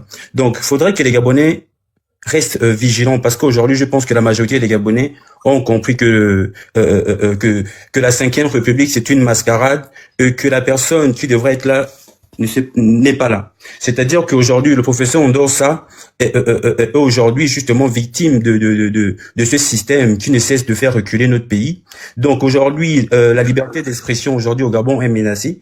Non seulement aussi la démocratie, parce que moi je suis au Gabon actuellement et aujourd'hui, on a du mal même à marcher sur les rues de l'île. En tout cas, je parle de moi personnellement, parce qu'aujourd'hui, c'est ces personnes-là, parce que quand tu n'aimes pas Oligui, tu deviens un ennemi à battre. Alors qu'aujourd'hui, les promesses même qu'Oligui a fait, les Gabonais se rendent compte que c'est justement la continuité du système Bongo PDG. Donc, faudra que les Gabonais, c'est vrai que aujourd'hui les Gabonais ont le culte de la personnalité, mais sauf qu'aujourd'hui, il faudra dire aux Gabonais que c'est vrai, les Gabonais se sont trompés, parce que effectivement, je pense que les Gabonais ont voté Oligui tout simplement pour la bonne raison, parce que ils ont pensé que c'était les forces de défense et de sécurité de notre pays qui avaient pris le pouvoir. Sauf que malheureusement, en tout cas pour les gens qui ont eu les yeux grands ouverts, ont tout simplement vu que c'est ce système Bongo PDG qui continue de maintenir notre pays dans l'esclavage total et de maintenir les Gabonais dans l'esclavage total. Et c'est pour ça qu'aujourd'hui, je pense que le professeur Ondosa, quand les gens qui font de la propagande en disant qu'Ondosa avait déstabiliser le Gabon, mais aujourd'hui le Gabon est déjà déstabilisé. Donc aujourd'hui, il faudra dire aux Gabonais que aujourd'hui, on ne peut pas chasser le système Bongo PDG par les urnes. Ils nous l'ont encore prouvé une 8e fois. Donc à partir de ce moment que nous ne pouvons pas chasser le système Bongo PDG par les urnes, je pense que chaque Gabonais, nous devons aussi commencer à apprendre à se défendre de façon militairement, parce qu'aujourd'hui on ne sait plus quoi faire pour pouvoir chasser ces personnes qui continuent de maintenir les Gabonais dans l'esclavage. Donc à partir de ce moment-là, je pense que tout Gabonais devrait commencer à savoir, même, je sais pas, j'ai envie d'éterner le nom, mais commencer à savoir manier les armes, parce qu'aujourd'hui nous on en a marre de ce système qui nous étouffe. Et aujourd'hui, tous les Gabonais aujourd'hui ils sont victimes justement de ce pouvoir-là, parce que ils empêchent les Gabonais de pouvoir s'exprimer. Regardez aujourd'hui, est-ce que vous pouvez vous demander la question à un Gabonais aujourd'hui, est-ce que la dignité était rendue? Non, les Gabonais ne sont pas dignes. Au contraire, les choses ont empiré. Regardez aujourd'hui, le kilo de cotis qui était 9500 aujourd'hui, ça coûte 12 000. Donc aujourd'hui, vous vous rendez compte que ce monsieur qu'on appelle Oligui est venu, j'ai l'impression même qu'il est venu se venger des Gabonais. J'ai l'impression, parce que moi j'ai l'impression que ce monsieur est venu se venger de nous. Et ce monsieur, il est très dangereux pour le pays. Et si les Gabonais ne se rendent pas compte de la dangerosité de ce monsieur-là, je pense que notre pays va rentrer dans la catastrophe. Donc moi j'appelle les Gabonais à avoir l'esprit patriotique, et c'est l'esprit patriotique qui doit nous animer, pour qu'enfin nous puissions vivre l'essor vers la facilité, et que le Gabon, le pays rêvé par nos ancêtres, soit effectué. Merci beaucoup. Merci à toi, frère, et bonne soirée. Le monsieur n'est pas extrémiste, il est réaliste. Oui, tu vas attendre, le monsieur n'est pas extrémiste, il est réaliste. Quand votre président aime prendre l'exemple de la France, comment les Français se sont libérés? Qu'est-ce qui s'est passé avec Louis XVI? Allez regarder l'histoire. La guerre de sécession aux États-Unis, c'est qui? Seulement ce que j'avais à leur dire pour le moment. C'est pour dire que quand vous venez dire que tel machin là, ce n'est pas ça. Parce que vous avez demandé de libérer notre pays, puis vous notre pays comme ça là. Vous êtes sûr? Bon, ok. Mais en même temps, pour aller dans ton sens, j'ai entendu beaucoup dire, par exemple, on est fatigué de l'ancienne génération, des politiciens, etc. Oui, c'est vrai. Moi, personnellement, je suis fatigué de voir la génération des Bongo qui sont au pouvoir, qui étaient au pouvoir du temps de mon père, en mon temps et au temps de mes enfants. Mais qu'est-ce que nous faisons maintenant pour sortir? C'est ça. Tous ceux qui sentent qu'ils ont une âme de politicien, qu'est-ce qu'il faut pour sortir? Parce que c'est pas pendant les élections que les gens vont sortir « Oh, moi, je suis une offre ». Non, c'est maintenant qu'il faut sortir pour que le peuple puisse apprécier en disant « Ah oui, voilà une jeunesse, sur laquelle on peut se porter ou on peut se projeter ». C'est maintenant. Donc vous tous, moi, voilà pourquoi je vous dis c'est une bonne chose qu'il y ait des nouveaux partis politiques. Certains peuvent peut-être mal le percevoir ou le voir comme de la concurrence. Moi, je dis non, au contraire. C'est une bonne chose qu'il y ait plusieurs partis politiques afin que vous qui vous sentez une âme politique, vous puissiez être une offre maintenant pour le peuple gabonais. Et que chacun puisse dire, voilà, voilà, voilà. Voilà pourquoi, par exemple, je soutiens Giovanni. Parce que c'est des gens comme Giovanni dont on a besoin. Je soutiens tout cela, jeunes et autres, qui rentrent en politique. Ils doivent faire leur classe maintenant. Mais de la vraie politique. C'est pas à la veille de l'élection, on vient, on fait de beaux discours, ah non, votez-moi. Non, ça, on est tellement fatigué de ça. Mais il y en a qui disent non, on est fatigué des vieux là. Mais le monde réel, c'est pas on est fatigué les commentaires. Vous faites quoi maintenant dans la vie réelle? Est-ce que vous sortez? Est-ce que vous... voilà. Réagissez. Vous devez réagir. Pardon, pardon, excuse-moi. D'autant plus que aujourd'hui, enfin depuis longtemps jusqu'aujourd'hui, tout est fait pour éloigner le Gabonais de la véritable définition de la politique et même de la politique tout court. Regarde même ce qui se passe actuellement avec les enseignants. On dit oui, vous êtes maintenant en train d'arriver dans la politique, sachant bien que la politique elle est partout. Quand vous téléchargez une application, vous avez à lire normalement la politique de fonctionnement. La politique, c'est une vision, une direction dans laquelle on va. Donc, on va dire que presque tout est politique. Maintenant, en ce qui concerne la politique qui engage justement le fonctionnement du pays, ils font tout jusqu'à présent pour pouvoir éloigner les gens de la politique parce qu'on se dit oui, la politique c'est dangereux, la politique c'est pour les voleurs ou bien la politique c'est quand tu as envie d'avoir le ventre plein et tout ça quand tu n'as pas pu le faire par d'autres moyens. Mais au même moment, vraiment, ils éloignent le peuple de la politique, mais c'est leurs enfants exactement. Pour assurer leurs arrières. C'est leurs enfants, exactement. Exactement. Et aussi, vraiment, merci pour cet élément-là. Je sens qu'il y en a qui vont du ce soir. Au mieux, ils vont aller se terrer vraiment très loin. Parce que là, il y a les réponses à pas mal de choses qui ont été dites jusqu'à présent. Mais même, il y avait beaucoup plus. Il y avait beaucoup plus. J'ai dû couper parce que, comme je vous ai dit... À cause du temps. Non, pas seulement à cause du temps, à cause des actions judiciaires qui sont en train d'être entreprises. Donc, d'accord. Voilà, ils ne pouvaient pas... voilà, j'étais obligé de couper parce qu'il y a des détails dans ces actions. Donc, pour le moment, ça ne peut pas être rendu public, quoi. D'accord. Et moi, je voudrais dire encore une chose parce que cet élément de vidéo, lorsqu'on le lit et qu'on écoute ce que le professeur Albert Ondos a dit, moi... ça me conforte dans mon idée, dans ma conception des personnes qui sont actuellement à la tête du pays frauduleusement. Ce sont des personnes qui ne sont pas, en fait, qui ont perdu leur humanité. Aujourd'hui, celui qui est à la tête du pays, le chef de Mukuya Pindi, rassemble tous les éléments d'un tyran. Toutes les caractéristiques d'un tyran sont réunies. Le besoin de dominer, le manque d'empathie. Et lui, il est même encore parti plus loin. Le manque d'empathie, le manque d'humanité, parce qu'il est capable d'aller faire des choses qui dépassent l'entendement humain. Il a tendance à utiliser la manipulation. Depuis qu'il est arrivé, il n'y a que la manipulation. Jusqu'aujourd'hui, on voit un peu les publications du ministère de l'Éducation nationale et d'autres choses. L'ego surdimensionné, on n'a même pas besoin d'épiloguer là-dessus. Les mots, les jeux, le comportement autoritaire et dictatorial. Vous faites avec ce que je décide et le manque de responsabilité, la prise de responsabilité pour ses actes. Ça, c'est les caractéristiques d'un tyran. Et quand je dis ça, c'est que la difficulté, je vais prendre un petit exemple pour illustrer. C'est facile de reconnaître un menteur, un voleur et que sais-je, lorsque cette personne-là ne fait pas partie de notre entourage immédiat, on va dire presque de notre intimité.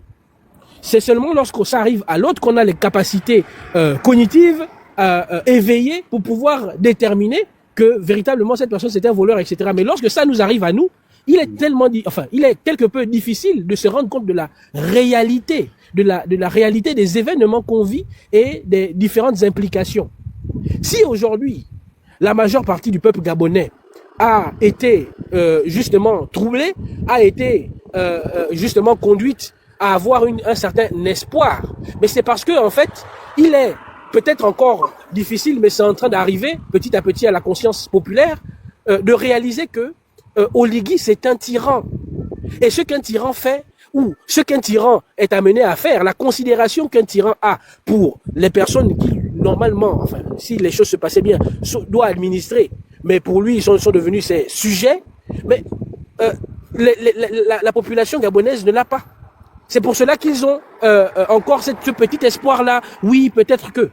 Mais maintenant, avec les actes qui sont posés par ce pouvoir inique, par les éléments que tous les Gabonais vivent, voient, entendent, et avec l'élément même qui est passé aujourd'hui, doivent normalement cogner dans le conscient et le subconscient de tous les Gabonais pour nous rendre compte qu'en réalité, nous ne sommes pas dans une situation, j'ai envie de dire, commune, commode. Nous sommes dans une situation qui est exceptionnelle et j'ai envie de dire, toute condition exceptionnelle, il faut des actes exceptionnels. C'est pour obtenir des résultats qu'on n'a jamais eus, il faut mettre en place des actions qu'on n'a jamais posées. Il faut un courage pour pouvoir faire face à un tyran. Il faut un courage, il faut de la verticalité, il faut de la dignité. Et c'est la raison pour laquelle comment on appelle ça? Il s'évertue à pouvoir diminuer la dignité de tous les Gabonais, de toutes les personnes qui ont la capacité et la possibilité de pouvoir en fait lui faire face et lui montrer en fait son incompétence. Donc vraiment, ça me conforte dans cette idée et ça vient en résonance avec la situation des enseignants et des membres de tous les autres secteurs publics. La personne ou les personnes qui sont actuellement à la tête de notre pays ne sont pas des personnes, non seulement ce sont des personnes qui sont illégitimes, des personnes qui sont incompétentes, mais au-delà, ce sont des personnes qui n'ont aucune considération de l'humanité, aucune considération de l'être humain, aucune empathie. Et avec ce genre de personnes-là, on ne négocie pas. Négocier avec un tyran revient à lui donner beaucoup plus d'espace dans nos libertés. Parce que pour lui, c'est normal que vous puissiez faire avec ce qu'il décide. Dans son psyché, c'est du cadre de la normalité. Et si vous reculez, si vous vous dites que oui, on va aller négocier, mais vous partez négocier sur un terrain où cette personne-là est dans un esprit où elle fait le jeu et les règles du jeu, il va forcément résulter un échec de votre part. Donc, tenez bon, je le redis encore, tenez bon, et à tous les Gabonais, à tout le peuple gabonais qui ressent les affres, justement, de l'action de ce tyran-là, réveillez-vous et rendez-vous compte que le voleur, le loup est dans la bergerie, le voleur est dans la maison et il est parmi nous. Et c'est ce que vous vivez. Arrêtez avec les papas Oligui, les mamans Zita et que sais-je. Parce que si c'était véritablement, même si on doit aller dans ce sens-là, si c'était véritablement des papas et des mamans, un père de famille, c'est la personne qui va en avant du danger. Un père de famille, c'est la personne qui s'évertue, qui donne sa vie pour la sécurité de ses enfants. Donc même là, lorsque vous allez appeler ces personnes-là papa et maman, vous voyez qu'en réalité, en pensant bien faire, c'est vous qui allez encore diminuer vos libertés. Donc, c'est pour rappeler à tous les Gabonais que nous sommes dans une situation exceptionnelle. Et à toute situation exceptionnelle requiert justement des actions exceptionnelles. Voilà. Merci, Bernard. Merci. Mais tu as oublié de te mettre à genoux. Là, c'est compliqué. Donc, je remercie le président de la République, président du gouvernement, chef du suprême des défenses et de sécurité, des Mukuya Pindi, des esprits visibles et invisibles, et de tous les animaux qui respirent dans l'eau, dans l'huile, dans l'air et sur terre. Voilà, là, je peux me relever. Ok. Barbe Blanche, bonsoir, Frangin. Bonsoir, bonsoir. Oh là là, Rekula, là, tu m'as fait plaisir. Là, j'espère que tous ceux qui avaient dit que non, Barbe Blanchement par rapport au résultat du procès verbal, Barbe Blanchement par rapport à ceci, à cela, vous avez entendu ou pas là? Bon, maintenant, je vais parler maintenant de façon apaisée parce que, vous savez, si j'ai eu à traiter les uns et les autres de noms d'oiseaux, c'est parce que j'étais à bout. J'étais à bout. Ah bon, ça c'est quand? Ben en fait, quand par exemple j'appelle certains Pinocchio, d'autres Robocop, d'autres Lion, d'autres le Chamouereri, c'est parce que comment voulez-vous que je respecte des gens qui ne respectent pas mes frères, mes sœurs, mes cousins, mes amis, donc le peuple gabonais? Je ne peux pas. Si vous ne respectez pas le peuple qui m'a mis au monde, qui m'a donné la vie, ben je vais vous montrer que moi aussi je suis très sauvage. Je vais vous montrer que moi aussi la sauvagerie là je connais. Voilà. Donc, vous voulez que je sois calme, gentil, docile? Ben, revenez à de vraies valeurs. Bon, soit, revenons dans le sujet. Donc, comme vous avez pu entendre, allô, vous m'entendez, c'est bon? Oui, oui, on t'entend. D'accord. Donc, comme vous avez pu entendre, voilà, vous avez bien, vous êtes enfin rendu compte que depuis le départ, c'est de la manipulation. Il faut savoir que vous avez un bloc de classiques. Comme je vous l'ai toujours dit depuis le départ, depuis l'avènement, depuis août 2023, je ne cesse de vous le dire, que vous avez affaire aux classiques du PDG qui ont tenté à 3 fois de muer, comme des serpents. Ils vous ont d'abord dit qu'ils n'étaient plus des PDGistes, qu'ils étaient devenus des CTRistes, après ils vous ont dit qu'ils étaient devenus des bâtisseurs, après ils vous ont dit qu'ils étaient devenus des RDB, machin. Bon, ils ont fait plusieurs mues, mais ça reste des PDGistes. PDGiste un jour, PDGiste toujours. Je répète, PDGiste un jour, PDGiste toujours. Un PDGiste reste un PDGiste. Hein? Un serpent, même s'il change sa peau, restera un serpent. Hein? Donc, vous avez affaire, donc, à un conflit générationnel. Ça veut dire que vous avez affaire aux classiques PDGistes, donc aux serpents, aux gens qui sont des serpents, donc aux PDGistes, d'autrefois, qui ne veulent pas partir, parce qu'ils ne se sont pas vus vieillir. Et qu'ils ont peur que s'ils partent, ils aient des comptes à rendre. Mais vous allez rendre des comptes. Et je vous garantis, de la même façon que j'ai apparu au Gabon en août 2023, je vais bientôt apparaître au Gabon. Et là, personne ne me freinera. Comme on a tenté à plusieurs meetings de me freiner, moi et ma meute.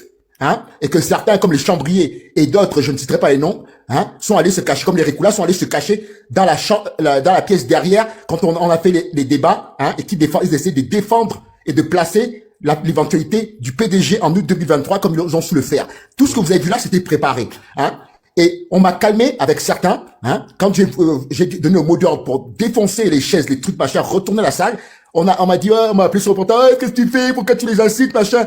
Les gens sont allés se cacher avec leur garde du corps, hein, leurs aides de camp, dans la pièce derrière, quand on était au charbonnage, hein. Les gens qui sont là, qui font les gros bras, les milliardaires et tout ça. Et je vous dis, je vais arriver. Et là, ce ne sera plus le même truc. Là, je vais défoncer les portails.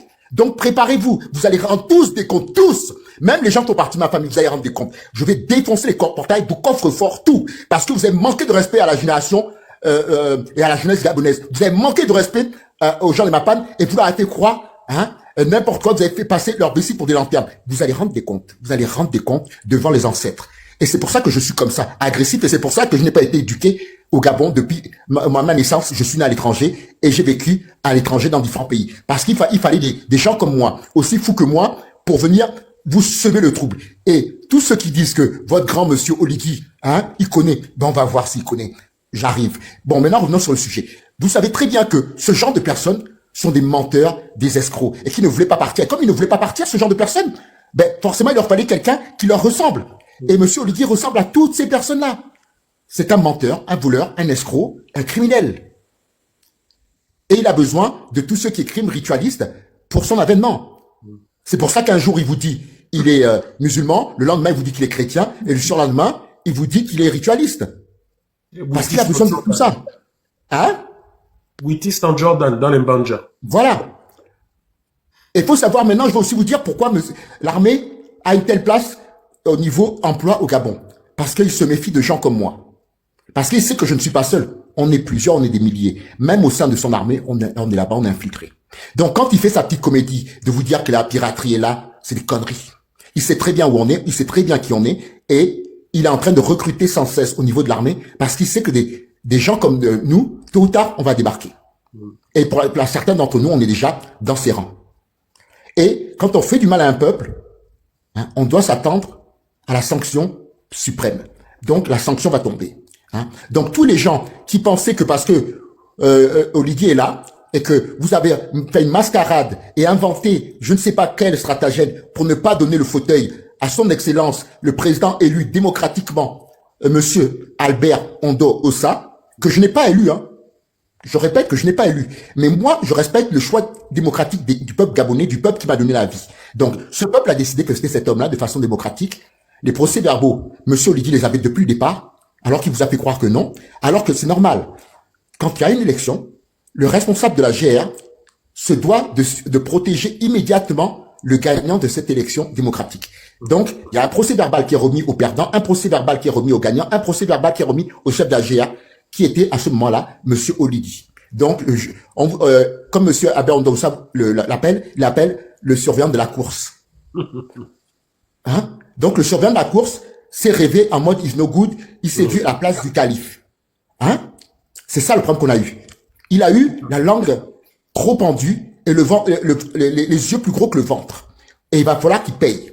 Il a vidé les caisses. Je vous l'ai dit depuis le début qu'il était en train de passer d'entreprise en entreprise, d'institution en institution, tel un mafieux italien en train de faire sa Cosa Nostra et de vider les caisses. Et c'est avec cet argent qu'il finançait sa campagne présidentielle, hein, et qui donnait à certains généraux, hein, autour de lui et à certaines personnes pour consolider de façon branlante son pseudo pour pouvoir.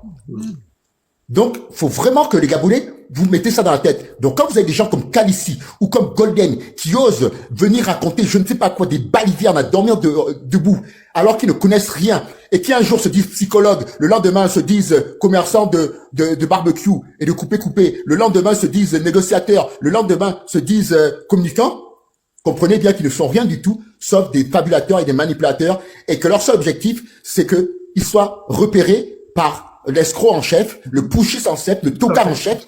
C'est ce qu'ils font. C'est pour ça qu'ils font tout ça. Ils savent très bien que c'est la mascarade. Ils savent très bien que tout ça, c'est faux. Et c'est surjoué. Ils le savent. Et après, pour ceux qui disent, je ne sais pas quoi, je ne m'en suis jamais caché. Mon nom est là, à la fin, juste avant le drapeau, OKVL. C'est les initiaux de Okembele. Junior pour Edmond Junior. Aaron, c'est mon nom du désordre, du banja, hein, égyptien, kémite, que m'ont donné mes parents du village. Mes parents du village de Meka, au Yem, à côté du village de Oligi, m'ont donné ce nom-là parce qu'ils m'ont dit que je suis une réincarnation. Donc, je ne me suis caché en rien du tout. Le drapeau est là. Hein? Donc, je vous dis, tout ça va être réglé. Tout ça va être réglé.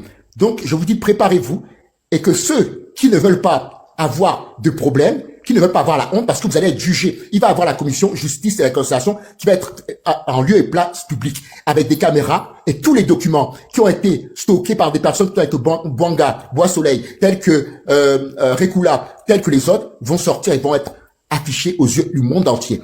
Et vos familles vont avoir honte de vous et tout va sortir. Aussi bien les personnes coupables de crimes mutuels que les personnes coupables de détournement, que les menteurs, les fabulateurs, tout va sortir. Chacun va assumer sa part. C'est bien que comme ça qu'on relancera le nouveau Gabon.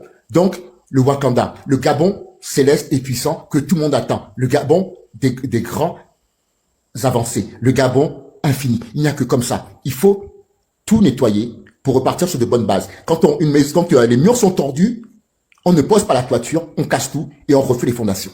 Donc, c'est ce qu'on va faire. Et s'il faut la violence pour ça, ce sera la violence. Parce que les gens, d'habitude, me disent toujours « Ah, c'est si, toi, tu dis ça, dis au Gabon. » Mais j'étais au Gabon en 2023. La plupart de vos anciens me connaissent, m'ont vu. J'ai fait des photos. Ils m'ont vu faire. Comme je vous l'ai dit une fois. Je crois qu'on s'était vu en 2021, 2022, là. Voilà. À rencontre Même les Linda Bongo m'ont vu pour essayer de venir me calmer. Je vous dis que je parle, autant je suis un cabri mort. Ce n'est pas qu'un logo hein, que vous voyez là à côté de moi. Moi, depuis petit, j'adore tout ce qui est banditisme, criminalité. Donc, quand j'ai affaire à un bandit comme moi, j'adore parce que je me dis enfin, je vais pouvoir m'exercer et tester tout mon matériel, tester toutes mes méchancetés. Et donc, je vous dis, si vous voulez que je redevienne gentil et docile, partez du pays avant que ça se gâte, partez du pays. Prenez les millions que vous avez volés, hein, partez du pays. Partez du pays avant que j'apparaisse comme en 2023-22. Partez du pays. Merci de m'avoir écouté. Merci Barbe Blanche. Ouais, Olégué. Un enfant vantage comme ça là. Bon, on va laisser Peace and Love et ensuite Princesse va clôturer le live. C'est moi que tu as la responsabilité là. Ou bien Peace, mais Peace avait déjà intervenu, non? Ou bien? Bon, j'avais seulement donné juste 2 mois, je n'avais pas intervenu. Ah, ok. Je n'ai pas intervenu, excuse-moi. Donc, moi, ce que je n'arrive pas, bon, après, c'est vrai, hein, on a beaucoup parlé. Maintenant, je pense qu'il faudrait on doit s'organiser. S'organiser dans le sens où une population qui est instruite, qui est éduquée, pourra être capable de comprendre les enjeux. Et c'est ça l'enjeu qu'on a maintenant à mettre en place au Gabon. Je m'explique. Au lieu que les gens aillent le jour de l'élection pour aller se présenter, pour dire que je vais être député, je vais être maire, c'est avant que ça se passe. C'est-à-dire que, quand vous partez dans vos villages là, vous faites des séances de travail avec les gens du village pour expliquer en langue vernaculaire pour les vieux papas et les mamans qu'on parle pour dire que le rouge c'est Bilibinzeo, le vert c'est Oligio. Donc, allez expliquer aux gens pour dire que non, voici ce que la Constitution dit, ça ne respecte pas vos droits. Voilà l'article temps qui dit ça. Vous là-bas, vous n'êtes pas dedans.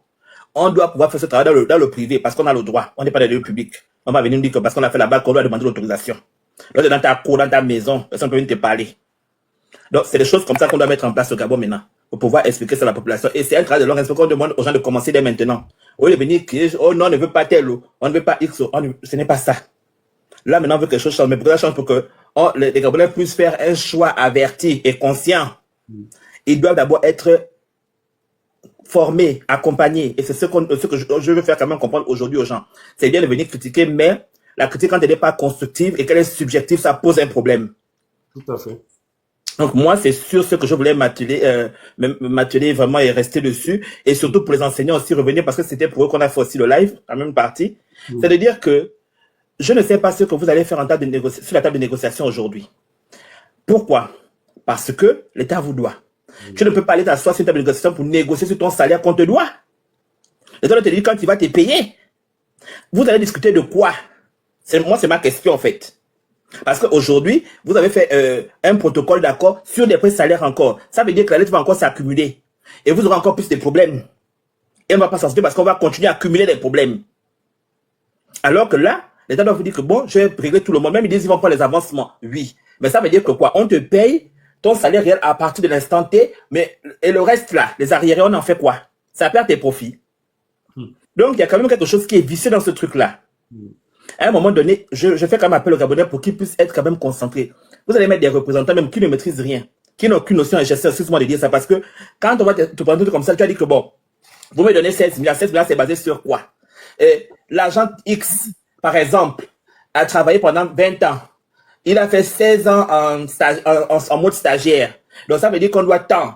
Bon, c'est par rapport à ça qu'on va fixer un montant. On ne peut pas vous dire un montant qui est fixe, que votre soi-disant médiateur, vous a déjà donné dès le départ. Ce n'est pas donc une médiation. À ce moment, c'est une imposition. Vous appelez juste vous venez juste valider ce qu'ils ont décidé. Il ne faut pas qu'ils jouent avec les mots. Et comme aussi, je ne sais pas s'ils sont enseignants, s'ils sont illettrés, ils ne comprennent pas ça. À un moment donné, ils se jouent d'eux. Et quand c'est comme ça, même déjà, il y a un problème même au niveau de la sélection parce qu'ils ont pris un médiateur qui a été choisi unilatéralement par l'État. Parce que c'est un de l'UDB. Ça veut dire que c'est le parti au pouvoir. Bon, on ne peut pas aussi un médiateur qui est neutre. Donc, il y a plein de choses qui ne vont pas, en fait. Il y a des juges qui sont là pour faire la médiation. Oui, excuse-moi. Est-ce que tu as avec toi le cahier des charges des revendications des enseignants? J'ai le dernier, oui. Ok, d'accord. Le protocole, d'accord, le dernier, mais c'est n'importe quoi. C'est tout qu'ils ont repris les mêmes choses. Ouais. Je te contacte. Je peux envoyer ça à Bernard si tu veux. Ok, d'accord. Je vais. Vous savez, il y a ton contact qui t'envoie. Sinon, tu m'écris en inbox. Si tu as ton téléphone, je t'envoie par WhatsApp, il n'y a pas de souci. Non, c'est quand même effrayant quand je vois le truc là, parce que je me dis que, mais il y a, c'est-à-dire qu'il n'y a rien, aucune avancée. Et la meuf vient essayer de venir nous convaincre. Vous voulez convaincre les gens de quoi? Et les autres, ça fait quand même 27 000 postes. Comprenez que ce sont des pères et des mères de famille. Mais moi, ce qui je trouvais quand même dingue, c'est qu'il y a des parents. Il y a une parent qui veut dire que oui, nous sommes les mères. Olivier, l'autre Jésus et tout. Qu'est-ce que vous voulez? Il faut aller travailler. Ça veut dire que toi, ça ne t'intéresse pas que les gens, ils ne touchent pas leur salaire depuis, ils font du bénévolat. De fois, c'est ça qui paye les cahiers de vos enfants. De fois, c'est ça qui paye la crèche parce qu'on ne donne pas le matériel. C'est même qui paye pour eux-mêmes. Donc, tout ça là, dans le truc des stagiaires ou pas, parce qu'il y a aussi des bénévoles dedans. Non, ça ne vous intéresse pas. Dans quelles conditions les gens vivent? Et on de président pour dire que moi, j'ai fait ma part. Et l'autre, tout dans toutes les églises maintenant pour devenir la jumelle, la petite sœur du pape Jean-Paul II. Que je suis une chrétienne, elle a même ça sur Facebook là-bas qu'elle est chrétienne. Elle a même mis les mains comme ça au ciel pour dire que c'est elle Jésus. Il ne faut pas jouer avec nous, hein. La petite pygmée de Yoko là. La petite Robocop là. C'est-à-dire que tu fais ton désordre avec ton copain. Au lieu de venir payer les salaires des gens, tu es en train de tourner. Parce que tout ce que les enfants là aujourd'hui, c'est elle et Oligui. Ils doivent assumer. Parce que s'ils avaient payé ça depuis, ils ne devaient pas avoir tous ces problèmes-là. Oligui arrive à te débloquer 6 milliards. Pour une femme, pour deux femmes, ça veut dire que c'est 12 milliards. 2023, ils ont eu 12 milliards. 2024, 12 milliards. 2025, 12 milliards. Bon, quand on compte tout ça, ça ne peut pas régler le problème des enseignants.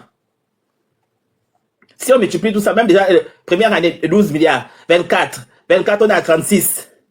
Bon, tout ça là, ça ne peut pas régler les problèmes là. Bon, on donne cette femme-là, le ministère des Affaires sociales, sert à quoi alors?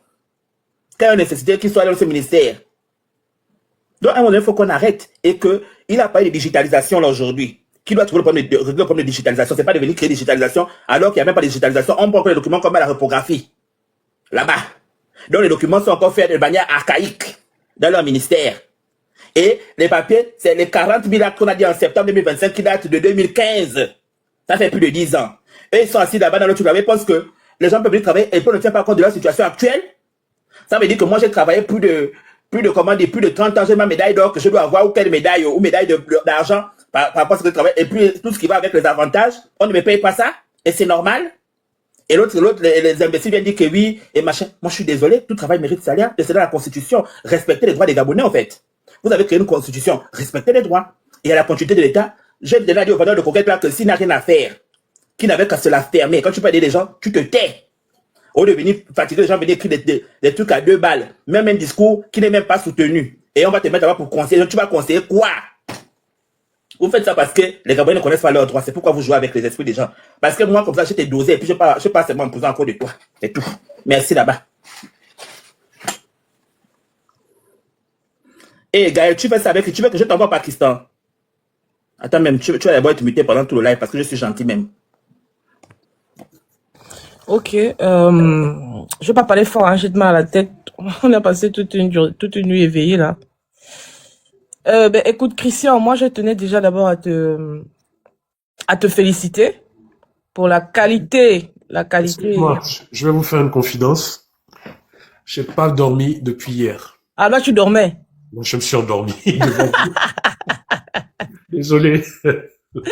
Ah Seigneur. Je te trouvais bizarre que, attends, le gars là, il est parti ou quoi? J'étais parti. Bah oui, on est quand même resté éveillé toute une nuit. Ouais, c'est que toute la nuit, je terminais le montage, en fait, de l'élément. Ouais. Donc, vas-y, excuse-moi. En tout cas, c'est un travail propre, c'est pro, le son, il est dosé, l'ambiance, elle est parfaite. Quand on dit que on est un impacteur, on est un influenceur, c'est ça. Voilà un travail digne. C'est pas les pète-pètes qu'on nous raconte. Quand on est sérieux, on se concentre et puis on nous sort une telle production. En tout cas, félicitations. Merci. Et vraiment, chapeau. J'attends aussi mon invitation pour passer quand même. Je peux quand même bénéficier de ce beau décor. Bien sûr. De ce très beau décor là. En tout cas, c'était le studio. Ça, c'était le studio à Paris. Mais pareil, hein, il y a toutes les autres. Enfin, bref, on en parlera. D'accord. En tout cas, c'est très bien. Et tu as démontré que on peut parler, mais on peut aussi produire quelque chose de très haute qualité. Je sais pas s'il y en a beaucoup de Gabonais qui ont fait de telles productions, mais franchement, c'est très bien. J'ai eu des idées quand j'ai vu ça. On va reprendre, tu sais. C'est parce que malheureusement, mes idées ont été arrêtées parce que je suis venu, il faut se remettre dans le bain, il faut se relancer, etc. Mais il y a plein de...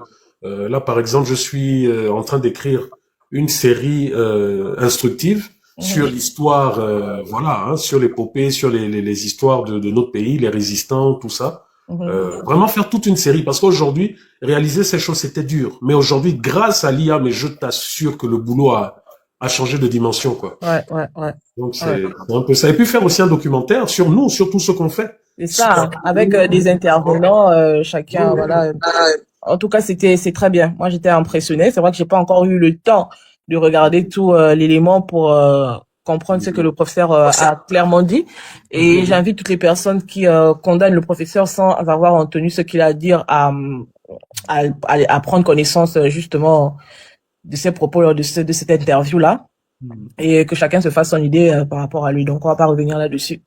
En ce qui concerne les enseignants, parce que c'est ce qui est le plus important, le problème des enseignants est là. C'est-à-dire que on peut aller à gauche, on peut aller à droite, on peut aller devant, derrière, on monte, on descend.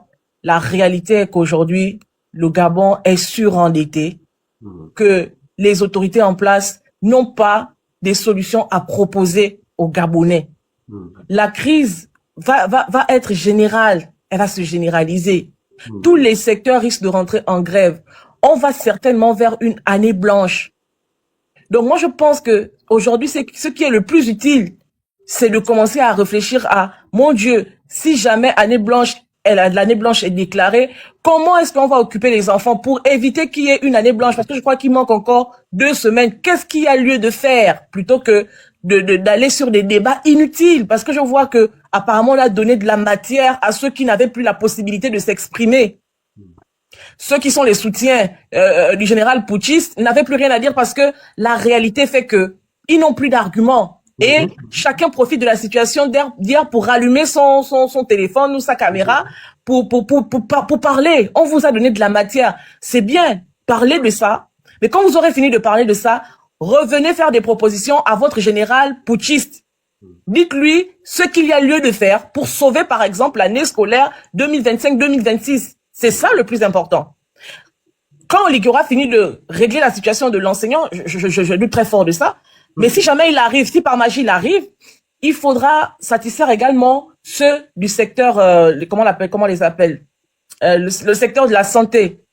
Il y a les pétroliers qui sont rentrés en grève. Oligui a fait des promesses. Même pendant l'élection présidentielle, il allait rencontrer les employés du secteur pétrolier. Il a fait des promesses. Et aujourd'hui, écrites, bien sûr. Écrites, bien sûr. Et ces promesses n'ont jamais vu le jour. Il y aura ça à satisfaire. Il y a la main-d'œuvre non permanente qui est là. Il y aura tellement de problèmes au Gabon que commencez à réfléchir à comment vous allez traverser l'année 2026.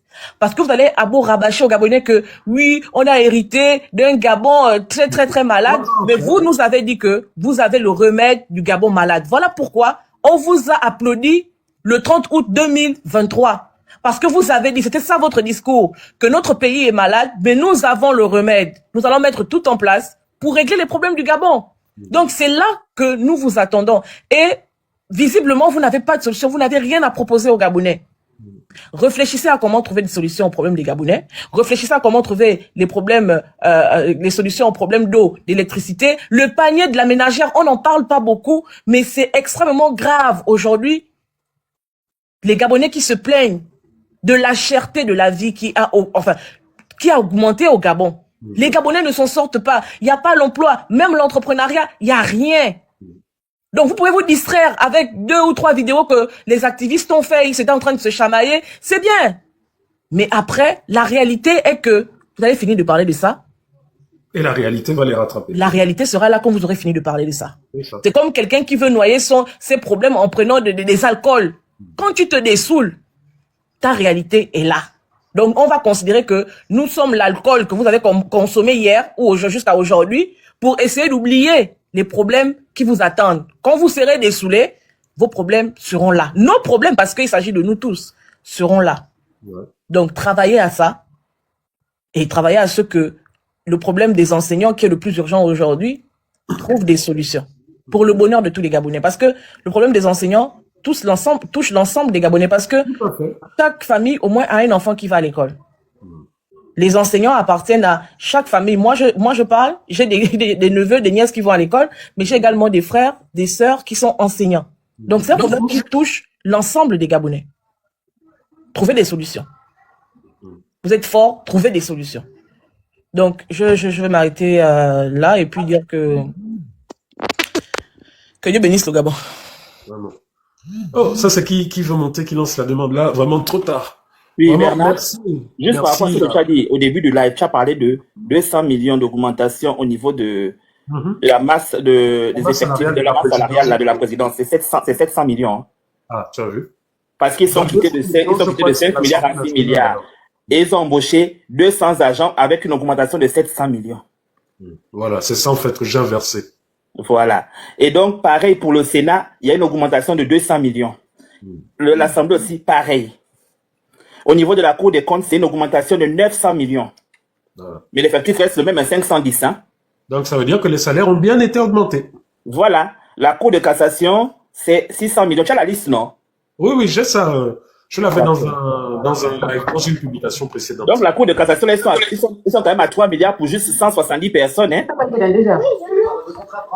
Imagine-toi, 170 personnes. 3 milliards. Cour constitutionnelle. Eux, là-bas, même, c'est 500 millions aussi d'augmentation. Ils sont à 127 pour 3 milliards aussi. Incroyable. Bon, là, on a le contrôle général de l'État. On est à 1 milliard 800 millions. 36 personnes. Oh, bonsoir Emmanuel, comment vas-tu? Bon, pardon, je n'ai pas envie d'avoir les mots de tête. Seulement le Conseil d'État aussi, ils ont aussi augmenté de 500 millions. Bon, moi, je ne sais pas à quoi sert le Conseil national de la démocratie. Quand même, ils prennent 500 millions pour 6 personnes. Bon, on a la Commission nationale des droits de l'homme. On a 3 personnes pour 23 millions. L'année, hein, bien sûr. Donc, bon, moi, je vous donne juste ces informations. Vous pouvez trouver ça sur Internet, c'est versé là-bas. Mais ça n'intéresse pas les Gabonais. Le Gabonais aime le Congo, ça, les histoires en dessous de la ceinture. C'est ça qui l'intéresse? Non, mais pour dire que pour eux, on arrive à payer leur salaire. Il n'y a pas de pré-salaire. Mais pour les autres là-bas, c'est pas des êtres humains, quoi. Ils n'ont pas droit à leur salaire en totalité. Et en plus, quand tu as des salaires, des trucs comme ça, mais c'est terrible. Tout à fait. En fait, il faut, en fait, tu vois, quand on dit des chiffres comme ça, on parle de réalité comme ça. À l'oral, c'est pas parlant pour les Gabonais. C'est normal. Donc là, le travail qu'il faut faire, comme je l'ai déjà dit, c'est en fait, voilà, le rendre public et avec des images qui parlent au Gabonais. Et quand on parle, je le dis souvent, de milliards, un Gabonais n'arrive pas à se rendre compte qu'un milliard, c'est 1 million 1000 fois. Et que les gars sont en train de parler de 200 fois, 1000 fois 1 million. Donc c'est compliqué. Donc, en fait, c'est ça, en fait. Sur le site qu'on appelle Direct Info Gabon, c'est là-bas. Vous allez mettre masse salariale et effectif des 15 institutions de la République gabonaise, c'est versé là-bas. Allez-y. Parce que, même si on vous dit ça, il faut aller lire vous-même. Vous allez comprendre de quoi il s'agit. C'est ça. Ok, en tout cas, vraiment merci. Merci à vous tous d'être restés là, hein, aussi tard et d'avoir participé. J'ai juste une pensée pour notre frère, Bob Mangom. C'est vrai, l'actualité faisant que nous oublions un peu notre frère. Donc, ayons une pensée pour lui, mais quand je dis une pensée pour lui, c'est voilà, c'est qu'on doit se battre pour qu'il sorte aussi, hein, parce que le grand frère Marcel Ibama nous a dit qu'il est dans une situation très très délicate, très inconfortable, et nous savons que si nous ne bougeons pas, ben Oligui va se dire bon ben voilà quoi, tu vois que les autres s'en foutent de toi, et puis voilà. Donc vraiment dès demain, essayons un peu d'avoir une pensée pour lui quoi à travers nos activités. Donc sinon, merci à toutes et à toutes, et on se dit à demain, on reste concentré sur notre combat, on fuit la distraction. Merci encore et bonne soirée. Oui, l'interview complète est sur ma page Facebook. Je vais mettre un lien de téléchargement hein, pour ceux qui veulent. Et sur TikTok, dès que je termine, je vais mettre sur TikTok également. Voilà. Allez, bonne soirée.